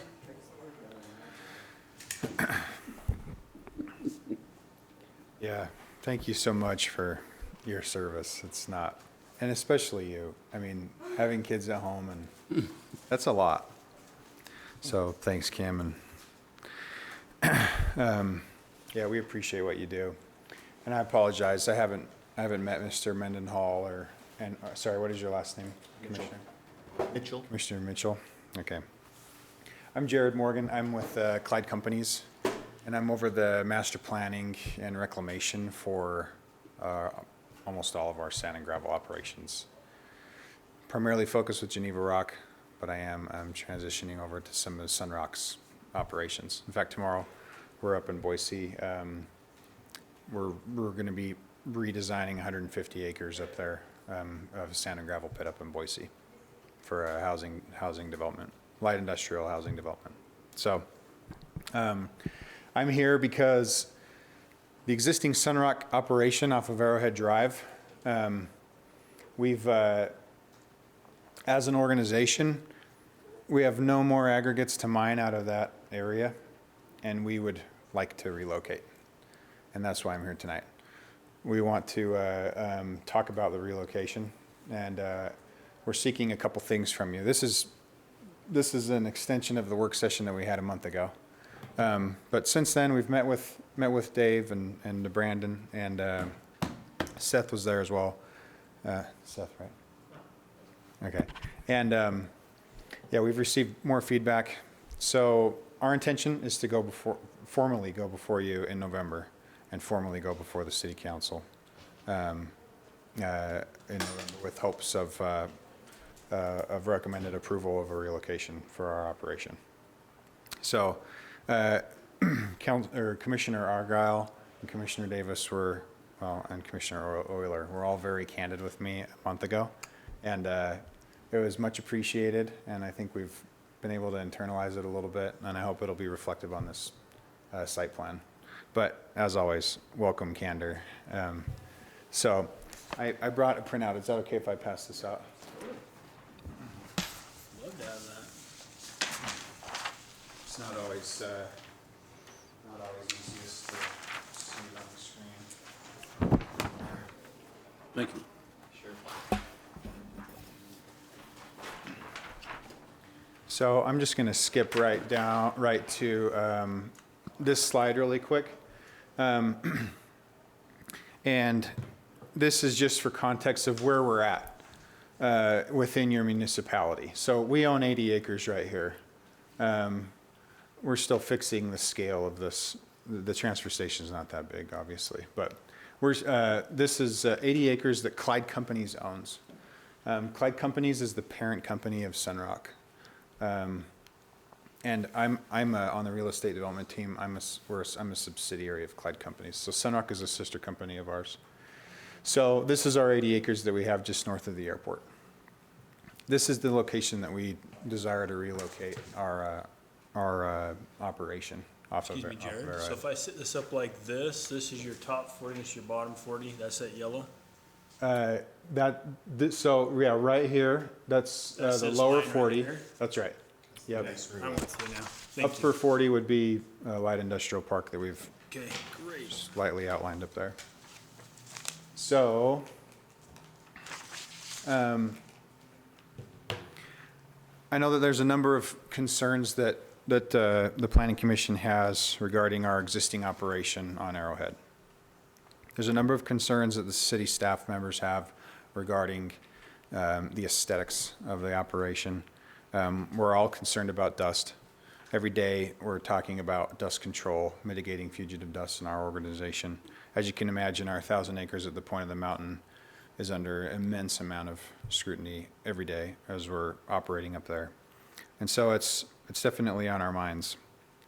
What we're looking to propose here is essentially a new standard for our organization internally, and I would guess externally for an operation like this. This is a recycling operation, and it's primarily going to be used for the recycling of aggregate materials here. Dust is always an issue, and Richard did a really good job last month of bringing up different ways to help mitigate dust, and I want to demonstrate to you what our thoughts are. Just to orient you, this is a new ribbon road that's going to be built, and it's and this entrance right here that is easier seen on your handout. That's kind of in line with the entrance that we have for the transfer station, or that you have for the transfer station. So transfer station is going to build this ribbon road to right here, and then they're going to stop. Now, our intent is to continue that ribbon road all the way up to 4000 South exit. I don't know what the name of that street is, but Springville Road. Perfect. Okay. A majority of our traffic, semi-truck traffic and vehicular traffic alike, is going to come north to south along this ribbon road. All semi-truck traffic is going to be ordered to enter in on the east side of our property onto a fully asphalted road. Now that asphalt comes all the way to about this end right here. And then we have all of the internal roads within the development. It's either going to be an asphalted product or a recycled asphalted product or a wrap product. So any of the roadways that are going to be within the interior of the site will have an asphalt component to it, which will greatly reduce the amount of dust that's kicked up on the site. Any of the roadways that aren't asphalted, for example, this area in yellow here, we would be applying what Commissioner Davis recommended as a magnesium chloride application, and this is more of an annual application. Have any of you ever driven on a road that's had mag chloride placed on it? Dirt roads, isn't it? Yeah. Yeah. Yeah, I mean, You have to, I mean, every year it would, we would need to reapply mag chloride to this. But it greatly reduces dust, and is a really nice way, to improve our dust control and fugitive dust mitigation.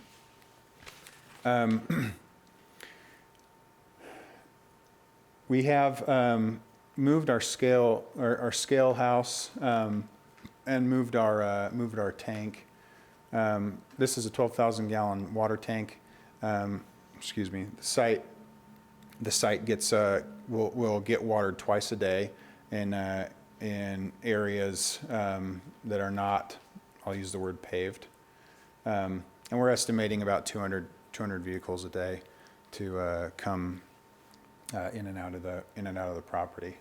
Any questions so far? No. We feel that the stockpiles here, they're situated on the site with some methodology behind them, mainly because line of sight that we'll get into in the next slide. But we want to minimize the aesthetic issue by placing them on this southern piece of the property and to the west, and I'll explain why on the next slide. Applying mag chloride on top of these stockpiles is something that we've discussed internally, but we feel that the elements themselves do a really good job of creating a crust on top of these stockpiles, and we feel that a majority of the dust comes off of roadways that aren't paved in our existing operation off of Arrowhead.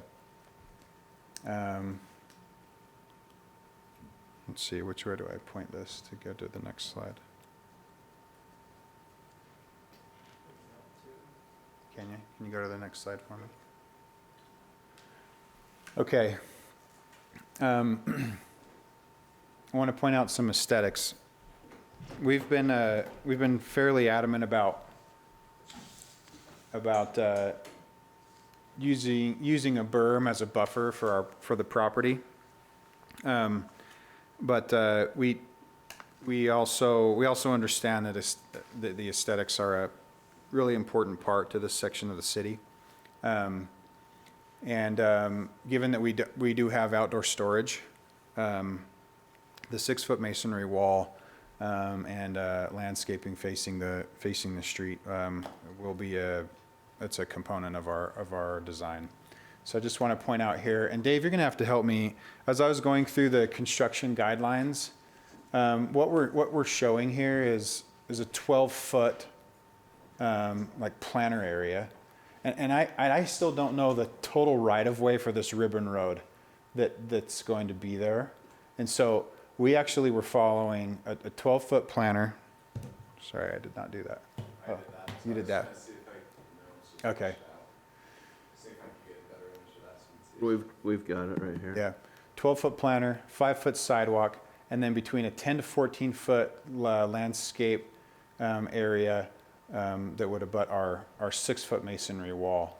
Now, I don't know the width of the right-of-way yet, and I don't know if this 12 feet is going to be a requirement on that street. You're in the ballpark with that. Yeah, I think it is 12. I can give it to you in just a second.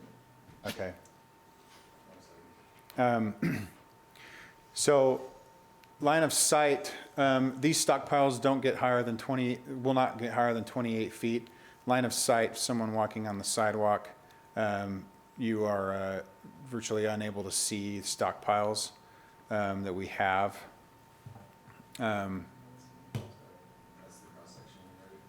Okay.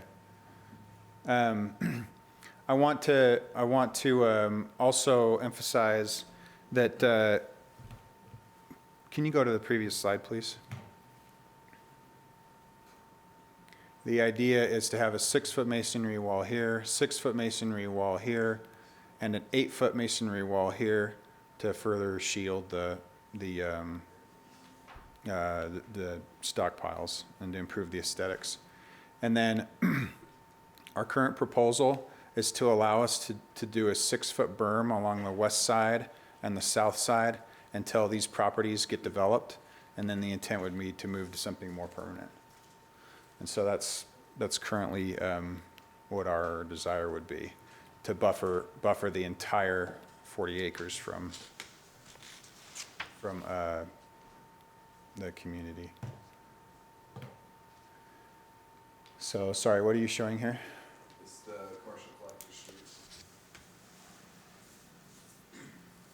We can get that to you, Jared. That's what. Yeah, and I have all the construction standards that I've been going through, and I'm pretty sure this is what we based it off of, yeah. Thank you. It's not gonna be this over here, and then you come, then if it's half plus 10 type thing, then it goes somewhere right here. Okay. All right, thank you. Let's see, can you go to the next slide? Is it not working? Try that again. Yeah, my clicker's not working. Point it this way, maybe. To you? Okay.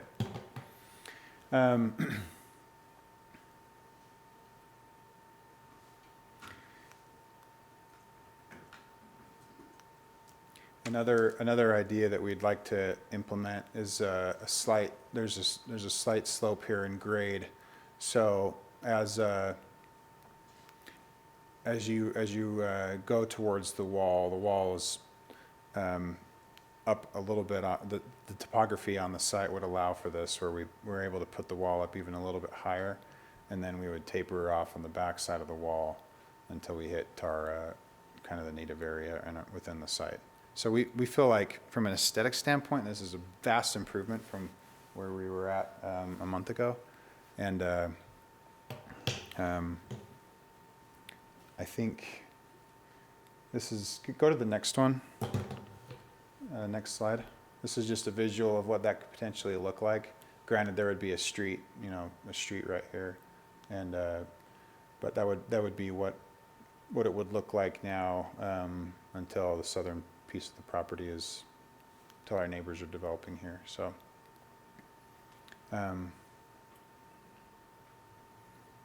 yeah, curious for some feedback. How have we done so far? And are we feel like we're hitting a lot of the concern points here, but maybe we need to continue to improve a little bit. But I'd be curious to get your feedback. One quick question for you. What would you be doing here that you're not currently doing at your current site, and why are you not currently doing it at your current site? Well, what we currently have done at our site is it was a mine. So a lot of the ground has been mined, and it hasn't had the thought of and the foresight of the dust mitigation controls that we will be implementing here. That, in my opinion, that's the major difference between these two sites. We won't be mining here. All we're looking to do here is to have a text amendment within the existing zone to allow for our operation to occur here, because there is some elements of heavy industrial that's happening here, but we don't want to rezone it as heavy industrial. We would prefer to do a text amendment. And so, short answer to your question is that's all been mined out, and it's being reclaimed for development. And we won't be disturbing any of the native ground here. Part of the reason for that question, Kevin, it's mined out, right? But this isn't going to be mined at all, so what would be the reason you just don't build this operation there? Well, I think we all feel like this operation is better served in an industrial area, and where we're at now, it's currently zoned residential, and I think we would prefer it to be residential. I think you'd prefer it to be residential. And I know our neighbors would prefer it to be residential, mainly neighbors that are looking to develop their parcels that are needing sewer. So, When we met a month ago, we talked about covering your recycling area. Did you take that back to Sunrock, and what were their thoughts, and what was the conversation about that? Yeah, having an enclosed area, it's we feel like a reasoning for that would be dust control and aesthetics, and we feel like this plan captures and satisfies both of those concerns. And having a building to house, I mean, it would be a massive building, and it would not be economically feasible for us to enclose all of our stockpiles. And it would take us 150 years to recoup that. The margins on these are not incredible. And so, for this particular site, it's not economically feasible. You guys talk about anything other than a building? Because I know Clint had mentioned some other options besides a brick and mortar building that you could use to enclose the recycling product, or did you guys only talk about brick and mortar? I mean, quite honestly, if we're satisfying the concerns, then we don't feel there's a need for an enclosed space. If we're not satisfying the concerns, then, we can continue a discussion. I guess the concern that I have is that you mentioned this is kind of a new concept for you guys to do it this way. And so I don't know that I am comfortable with Spanish Fork being the guinea pig of a new concept to see whether or not it will actually work. Okay.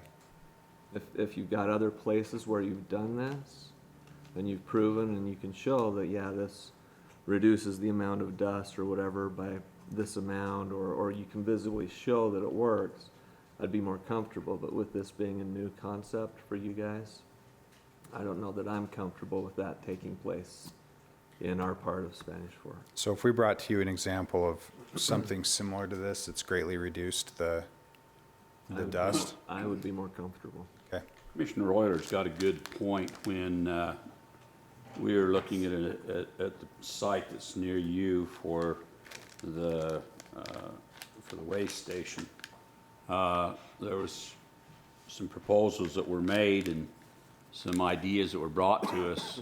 And before the decision was made to go with that design, we actually went out and saw some sites that were operational and saw them operating. And they were awfully large buildings, recycling garbage and controlling not only dust, but smell or odor, water, the whole 9 yards. And in one of the most liberal places in the world, in Seattle.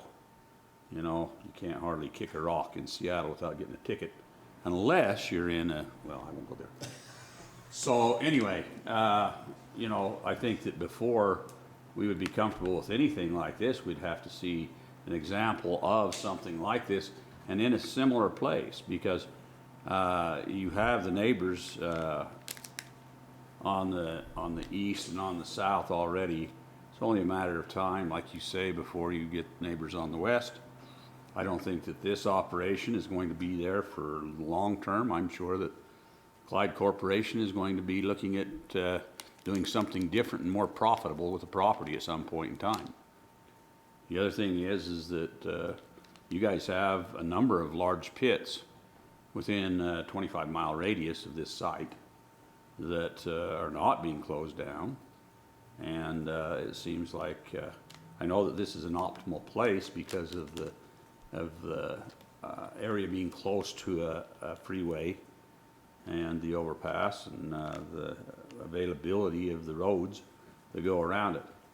But it seems like, it's a little bit of a stretch for Spanish Fork to have something like this that we might have some of the problems that we have now at your site, and have other developers come in with other opportunities, and they go, well, geez, there's a lot of dust on that west side where the prevailing wind is from east to west. And if we get a strong wind from the north, then you could impact the airport I don't know that you've done any studies about that or anything like that, but it looks to me like right now you've got the aggregate storage area here, and this is the where the recycling is going to be. So your crusher and other stuff will be in this area, and then the piles will be put in there as needed and whatnot to be loaded out. And so, you know, the aggregate probably isn't going to be very dusty, but this is going to be the dusty point. And I don't know that you know, the building needs to be for all the piles and everything, but certainly where your operations are. And, you know, it's really good to have these roads either paved or have the wrap material put around there. But as you load, I would imagine you've been there when they've loaded, and whether this has a crust on it or not, there's going to be a ton of dust off these piles as you load a truck. It's just the nature of dirt. And so, you know, those would be my comments to this point anyway. That, you know, it looks like we still have a huge fugitive dust problem. And I'm not sure that those things. And you feel like the stockpiles are the main contributor? Well, not the stockpiles sitting there. The loading from the. But the loading, you're gonna be, first of all, building those piles and having that material drop into that pile. Unless it's got a little bit of wetness to it, it's going to be dusty. And then when you load that out of there, unless you load it while it's still moist, there's a ton of dust there, you know. I think there's people in this room that have driven a truck and actually been loaded at some of these pits, and it's a dusty operation unless there's something that's going to be taking place here that isn't anywhere else. So, you know, that's still my main concern is fugitive dust. We went out and the noise didn't seem to be too bad, but we went out there the day that we went out and took a look out here at your pit. You were operating a portable crusher. I don't know whether this is still going to be a portable crusher or not, but the one that was out there wasn't very big. The operation that you saw is the exact operation we'll have on the site. No larger. No. It will be the mobile operation that will come and go from this site. That's my comments to this point anyway. You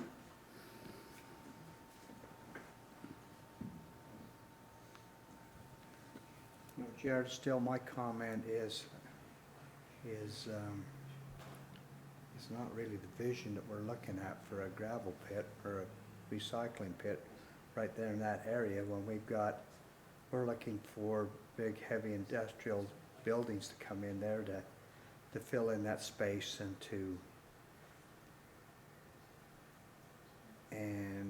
you know, be pretty good neighbors to everybody. I can still see a lot of public clamor from all the neighbors, not only in Spanish Fork, but in Palmyra. I mentioned that last time you were here. The other thing that really concerns me is that you went over there and made a proposal with Provo, and your proposals that I read about were a lot better than what you're proposing right now here with us, and they turned you down, you know, in that area there, and that concerns me a lot too. I know it's good for the Clyde company to have something like this close to that freeway. But just like John says, gee, you've got pits in a lot of places that you could put this same place. I could see over in Payson, you putting this operation over there by their batch plant over there. They've got recycled concrete sitting there right now that you could bring trucks in and recycle that stuff. You know, I can see a lot of things.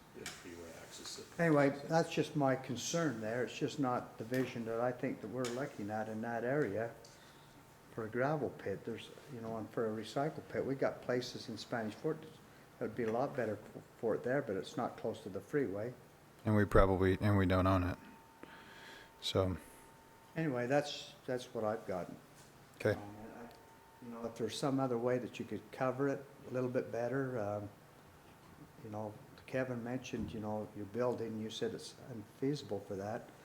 But yet, you know, our transfer station, that's exactly what was the selling point with that, was the building, keeping everything inside and spraying everything and keeping the dust and the smell and everything else in the transfer station inside the buildings and washing tires and that as they come out, cleaning them up, so that dust didn't get on the road and it didn't impact the neighbors.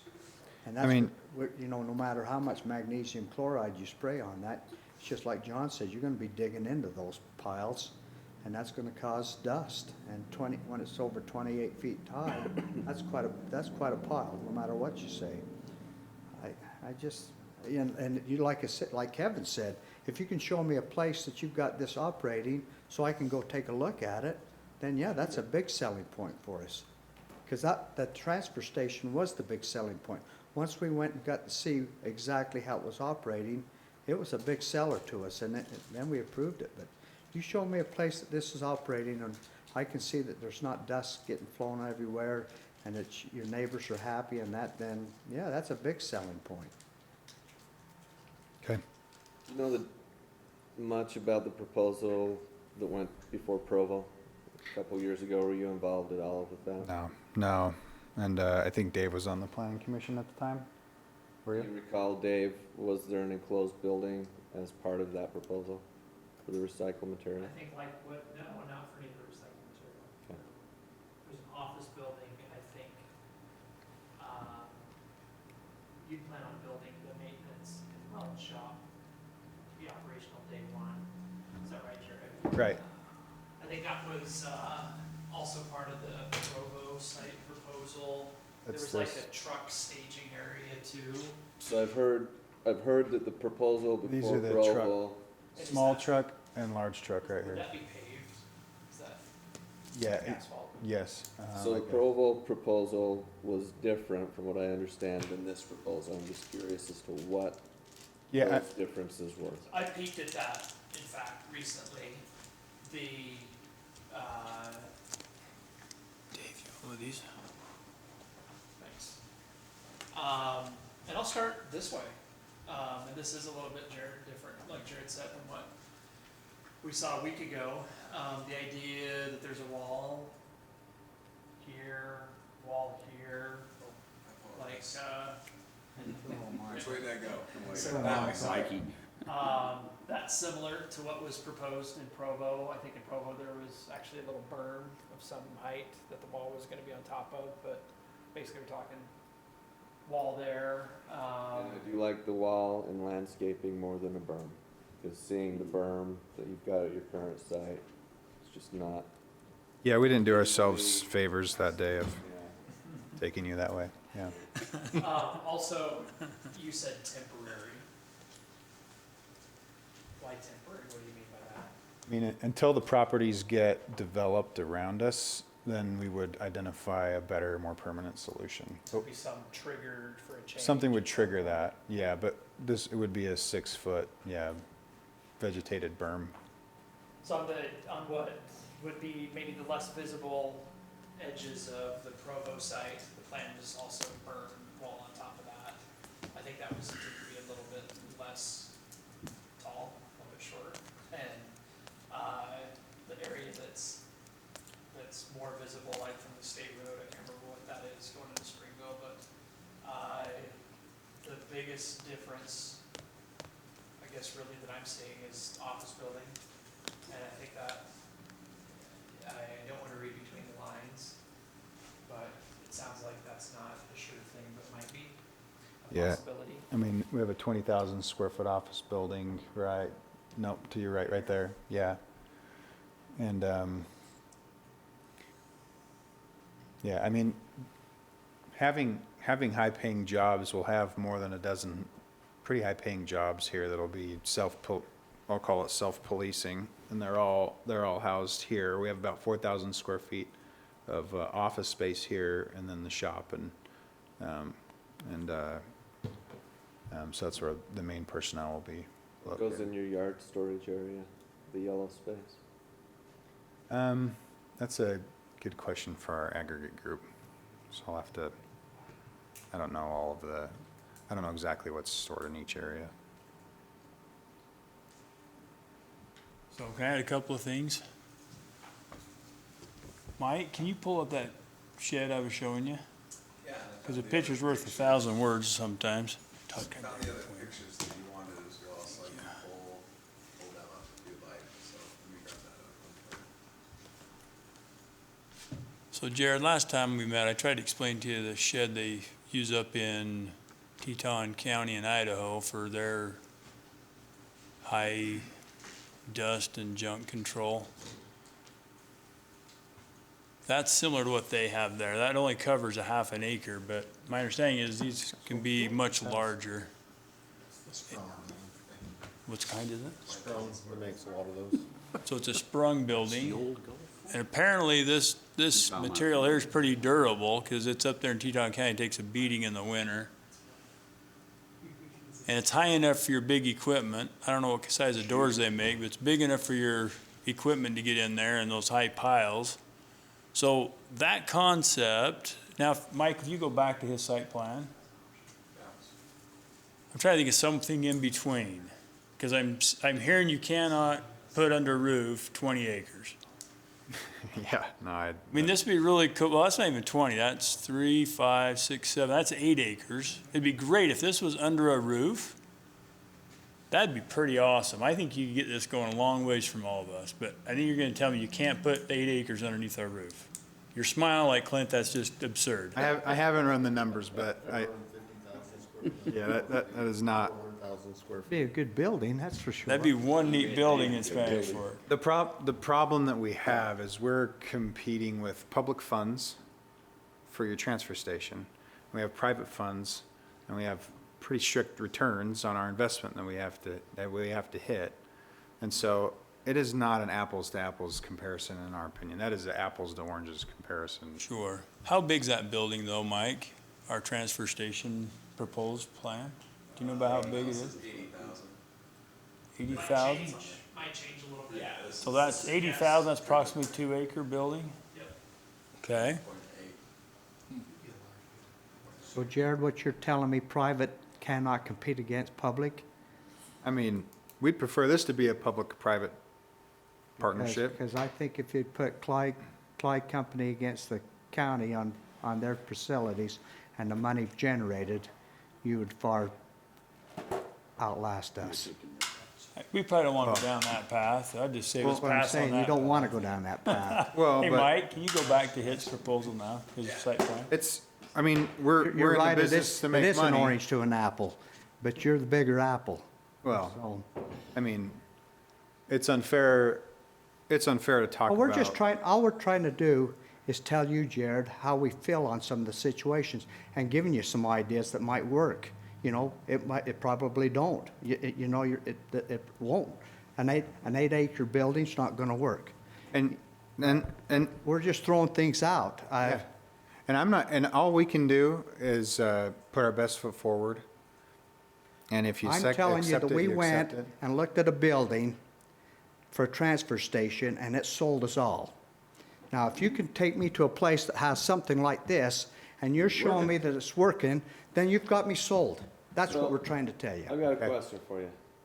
You can't go up with the building, but what about, you guys are mines is what you do. What about going down? What about digging that out? I don't know how much material you get. You'll hit water down there.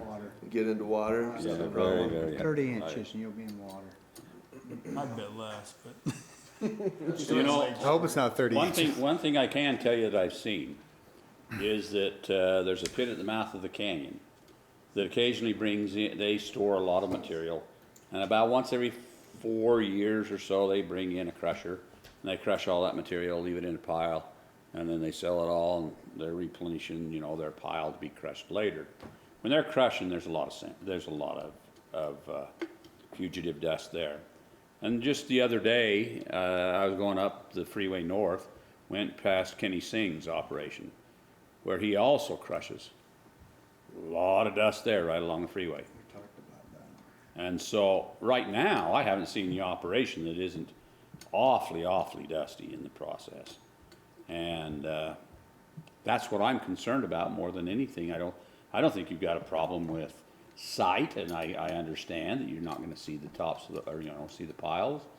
I don't have a problem with working on the trucks and stuff. As a matter of fact, that's something that this whole area is for.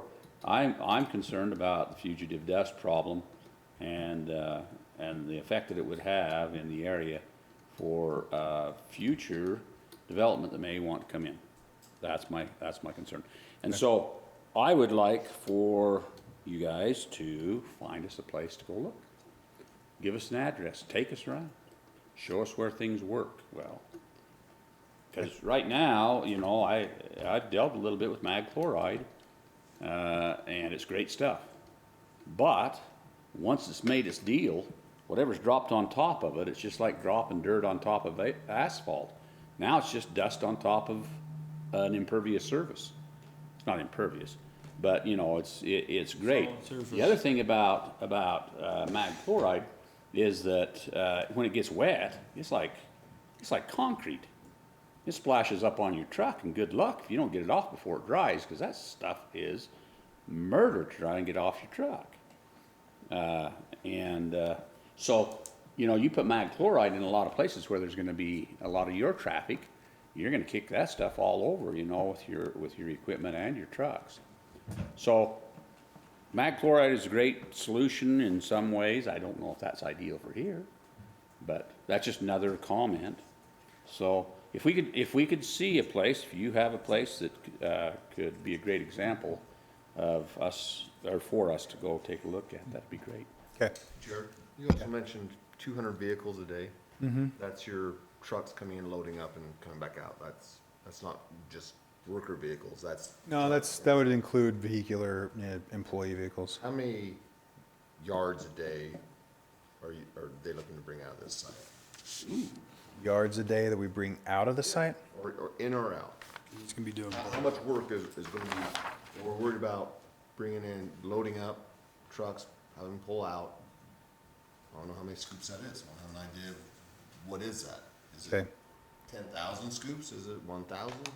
How much opportunity for dust to be created is there? Okay, I can get you that answer. That should be a projection. I'm sure as you guys are working on the numbers of this, you're planning on how much product is going to be moving in and out. Yeah, I gotta ask my ag guys, and I don't want to tell you something that's not true. So Jared, I'm thinking something that's kind of in between the 8 acres of under a roof here. In between would be, you tell us, your common stockpiles, which ones are sand, that when a big windstorm hits it, it's gonna cause a whole bunch of dust in the air, and how much of it's gonna be big chunks of concrete that aren't gonna generate much dust. Because I don't know what all your piles are, because some of it's asphalt, and we know the asphalt piles aren't gonna generate dust, they're just sitting there. So what if somewhere in between is your crusher that's generating dust and your sand piles that generate dust? Those are under some kind of a roof. I give you one idea, there might be a dozen more. Those are under a roof. Your other piles that don't generate the dust are still outside, fine. And then that shouldn't require anything bigger than you already got a 40,000 square foot building. If you had another 40,000 under a roof of some sort over here, that might cover all your challenges, I don't know, with dust. And then your last thing is I'm not sure why you're so adverse to just putting all this 8 acres into asphalt or concrete or something, but maybe it's just every time you dig it up, you're gonna be digging, I don't know, but concrete Well, I mean, might based work. on Commissioner Mendenhall's, and that wouldn't satisfy his concern, even if that was all asphalted. Another question then for you. Why does there need to be a roof on it?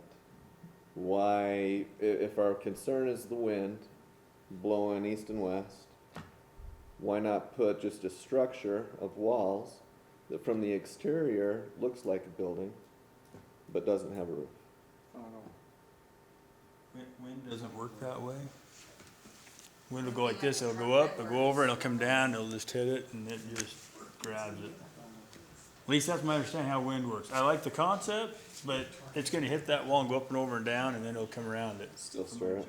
Still stir it bad. Because when I'm in a windstorm, I find a wall. But you gotta be right up against the wall, and that's great. But you move back away from the wall? And you get hit. Okay. Just an idea, sorry. I'm gonna touch on that in a minute, maybe. Okay, well, I think, I'm a little disappointed to hear that trying to create a new standard, being fair, being the guinea pig is, you know, we feel like this is a lot of, a huge improvement from where we were a month ago. I understand that you need to see it to believe it, so we will try and see if that's feasible. Find us a place, take us on a tour. I think it's gonna be hard to find something this robust. Well, not only that, but the conditions. How do you see it when the wind is blowing? You could walk out to your place right now and the wind's not blowing and you think, yeah, everything's great. But to be able to visually see it under the right conditions and know that it's gonna work, it's hard to do. Yeah, yeah. Hey, Jared, do me a favor, drive down that road going west, you know, on 4,000 South or whatever, and knock on those neighbors' doors, all the way down there. That goes down into Palmyra, that. Tell them what you're doing here, and that you're putting 200 trucks on the road, and what's your concept, and just ask, and come back and tell us what they tell you. Fair enough. Being that they're in the county, They're in the county, they're not in the city. I'm These are assuming that county we, people. I'm assuming we want to hear them out, but based on the last 3 hours, you know. You didn't like that? So, Well, I'm just telling you that we know those people, and we've had them there before in other situations. things. And I But- can see exactly what they're gonna say. listen, I do this for a living. I am not afraid to go to anybody, to sit down in any living room. I'm not afraid to be here till 10 o'clock at night. We'll do what needs to be done to get you comfortable or not. And again, we're gonna put our best foot forward. And if it's not good enough, then we'll stay where we're at. See, you wanna be a good neighbor to us, but we wanna be a good neighbor to them as a city, you know? And so our concept is what are we bringing in to our city to accommodate not only what's surrounding them, but our neighbors. So anyway, that's how we're sort of feeling right now. Okay. I did- How many employees would be here? Not drive in truck, drive out truck, but actually be Yeah, about 15 in that. build out or. That are full-time, yeah, salaried. They come to work, they stay there to work, and then they. Yeah. Even Right. in this area, Right. Can I bring up just a couple of things and maybe ask some questions as well? Sure.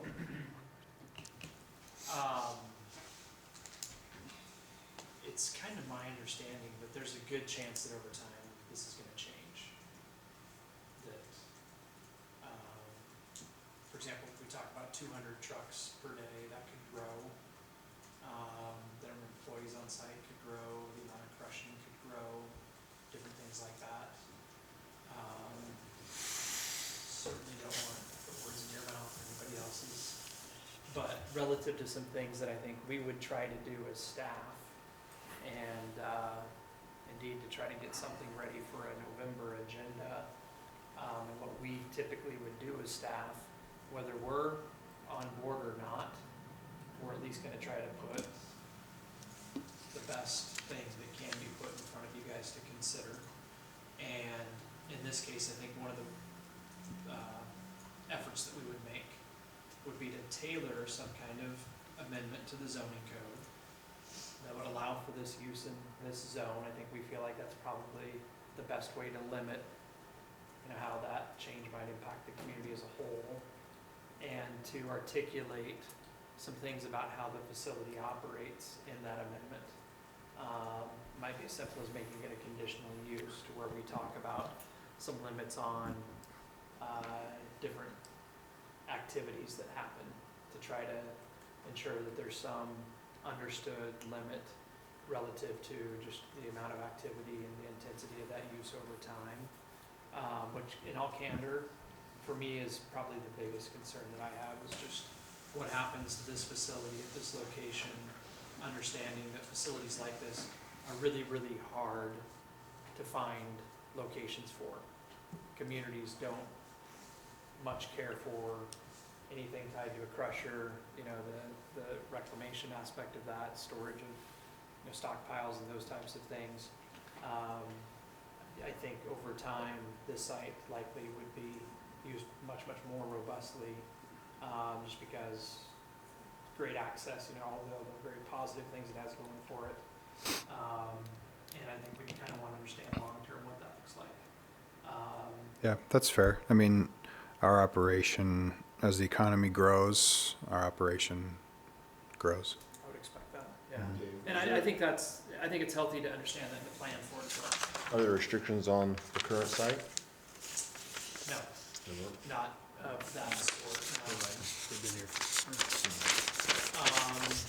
There's that, and a couple other things just for your benefit. We've seen some imagery, perspective of buildings and things like that. The other big concern that I have is just housing it from the exterior. So focusing on some things that Mr. Morgan showed, where stockpiling thing and that sort of use is limited to certain parts of the site, so that unless you're on the second or third story of a building around there, and there's some genuine visual screening and things like that is effective. Then I think the likelihood that somebody that might be walking the property next to it to decide if that's the right place for their business or not, that they probably have less concern about what's going on this property. So I do appreciate that for sure. I think that really is a healthy way to look at it, and a good addition to what we're talking about tonight. I had one other thought, kind of relative to that concept that's left me. So I'll leave it at that. But to have something ready for your next agenda in the form of a text amendment means we've got quite a bit of work to do in the next couple of weeks. We'd send out public notices in about 2 weeks for that. Oh, this is the other thing. That I think from a timing perspective might make that frustrating for you guys.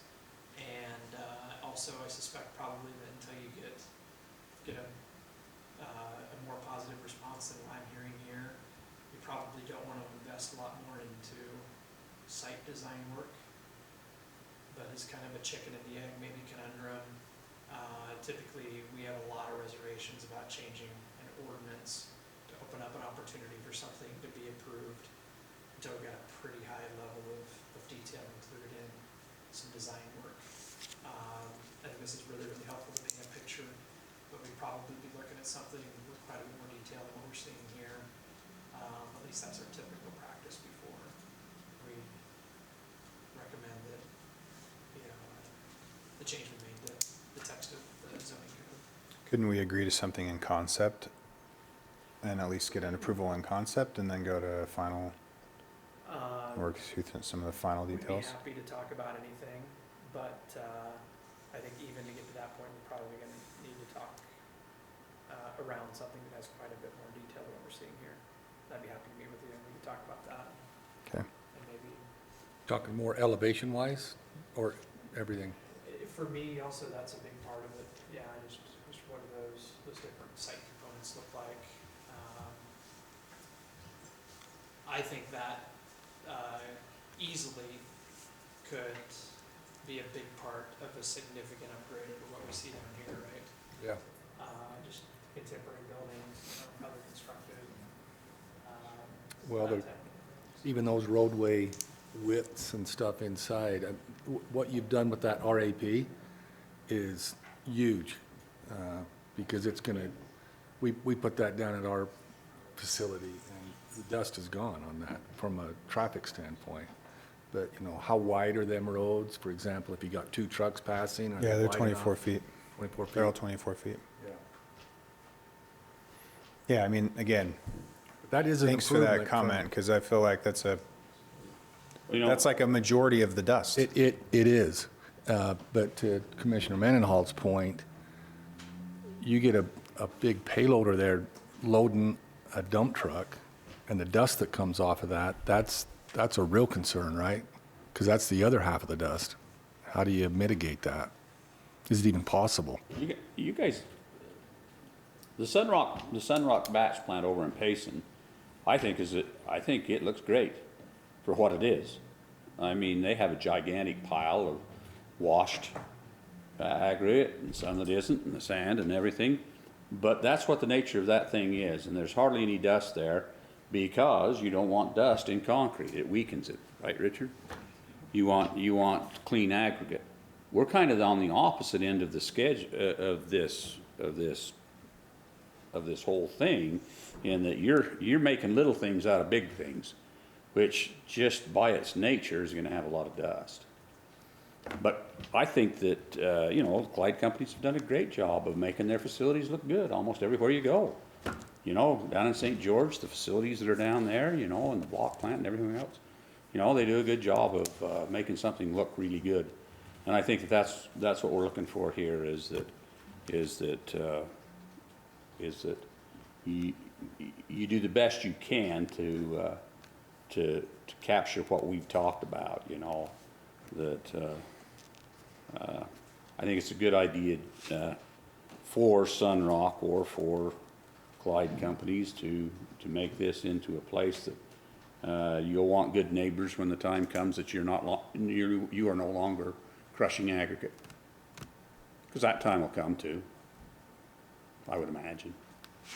That's pretty valuable. That may be very valuable property in a few years, and that might be the time that you know, something else is done with that property.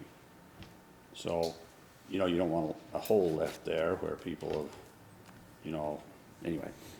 We'd like to see a lot of good development down there, and would hope that you would be a great neighbor and, you know, a part of the community that everybody likes to point to and say, hey, good place to be, good place to work, good neighbor, instead of some of the stories that we've heard. So. The other thought that slipped me a minute ago, we're not equipped to regulate fugitive dust, air quality, that kind of thing. You can help us understand kind of how that works. Who regulates it, how, you know, if there ever were an issue, like an air quality issue or anything like that, how does that get policed? I think helping us understand exactly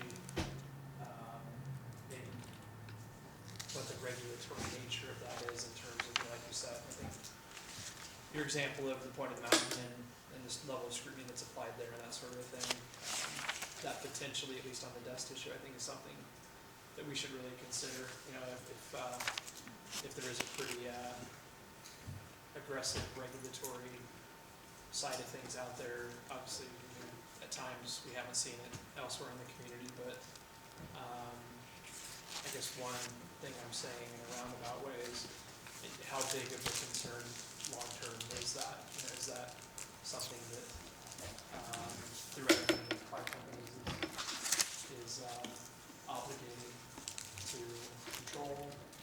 And if not, what happens? Those types of things, if indeed there's anything there. Yeah, I mean, we have an air quality permit on our existing operation in Arrowhead. We're compliant with the Division of Air Quality on all of our sites. We're monitored heavily by the state run. So, I mean, we're the most compliant contractor out there. So I don't have any, I'm happy to explain how that works and how it's overseen. Maybe you and me offline, that kind of thing. But Okay. even in spite of that, just the witness accounts that we've had, and some of the stuff that happens, understanding how that fits into their quality permit and the monitoring and stuff like that. Other allowances for, you know, a certain number of events over the course of the year, I mean, just whatever it is that. Sure. that, we could rely on as maybe a base standard or something like that. Okay. And I'm just trying to talk through different things that we would want to, I think, address. If this moves forward, I'm not trying to assume anything or presume anything or promise anything, but that's it for me. Will this become if it's on the agenda, when it comes on the agenda, will it be a public hearing? Like Jared mentioned, I think the idea would be to have a text amendment, so a change to Title 15, and that's a public hearing. And in all honesty, relative to the neighborhood, that's not something that we we send letters to people to invite them in to provide public input on. It's a community-wide change, so the noticing is pretty ineffective on those changes. Now, if as part of that text amendment, it's a conditional use in the industrial one zone, then folks within a certain radius of the property do get notice of a public hearing tied to that. So So you haven't decided as a staff which direction you would suggest going versus text versus conditional use? At this point? If right now, I were to throw something out there, it'd be a text amendment to allow what we're talking about here as a conditional use in the industrial one zone. Probably with a geographical limitation on top of that and a property size limitation included as well. So that the likelihood that somebody could do a facility like this someplace else in the I-1 zone will be pretty small. Dave, real quick, with notification on public hearings, is the city required also, if it's within a certain mileage or radius or whatever, to notify people in the county? Or is it just city? Simply property owners. Property owners, Yeah, okay. if they're within that. One disclaimer though, it is about just changing the text of the code. You Don't notify. Yeah, so for site-specific things, the public notice requirement involves a letter to people within a certain. Property owner, okay. But if they're just changing the text, it's not. No, okay. So if we initially changing text, they'd have to come in for the conditional use permit. And if we went that way, Jared, then I think, probably my retentiveness about wanting to see everything on the front end, I think that probably goes away with the conditional use. Conceivably, the text could change, if the council did that, get back then to step 2, conditional use and site plan. So it's a two-step process for this group? In that example, one is a text change, It could be, if that's indeed what we. and then it would be another The presentation. text change would just make it possible for them to apply Okay, for the project approval. Step 2 is receive the project approval, so they make application for that. go With a through conditional review use. process. And if it's a conditional use, then you are the land use authority. On conditional uses, you make the decision as to, not so much whether it gets approved or not, but how, being a conditional use, so. It'd be like the storage units that you guys do. Yeah. That's a good comparison. okay. Thanks, gentlemen. You ever had anybody this nice really beat up on you that bad? No, you guys are great. You guys are fantastic. Try doing this in Draper City. Okay. Well, is that all, Dave? Unless you have something more. No. 10:30. Jeez. I don't know. Is it just me, or is every meeting where we have a new commissioner like this? Really, seems my like they first all You guys trying to are scare me away? I think every time you say, there's not much on the agenda, so it's gonna be a short meeting. Yeah, that's a setup. That's the setup right there. Tell my wife We're talking about the I know. committees, though. I told Yeah, Denise, you I want to said, stop I there? think I'm gonna be home We now. need a motion to adjourn first. Stink. That's what I told my, yeah, we're adjourned. Next time it's gonna. Adjourned. I was adjourned about 2 hours ago. 10:18.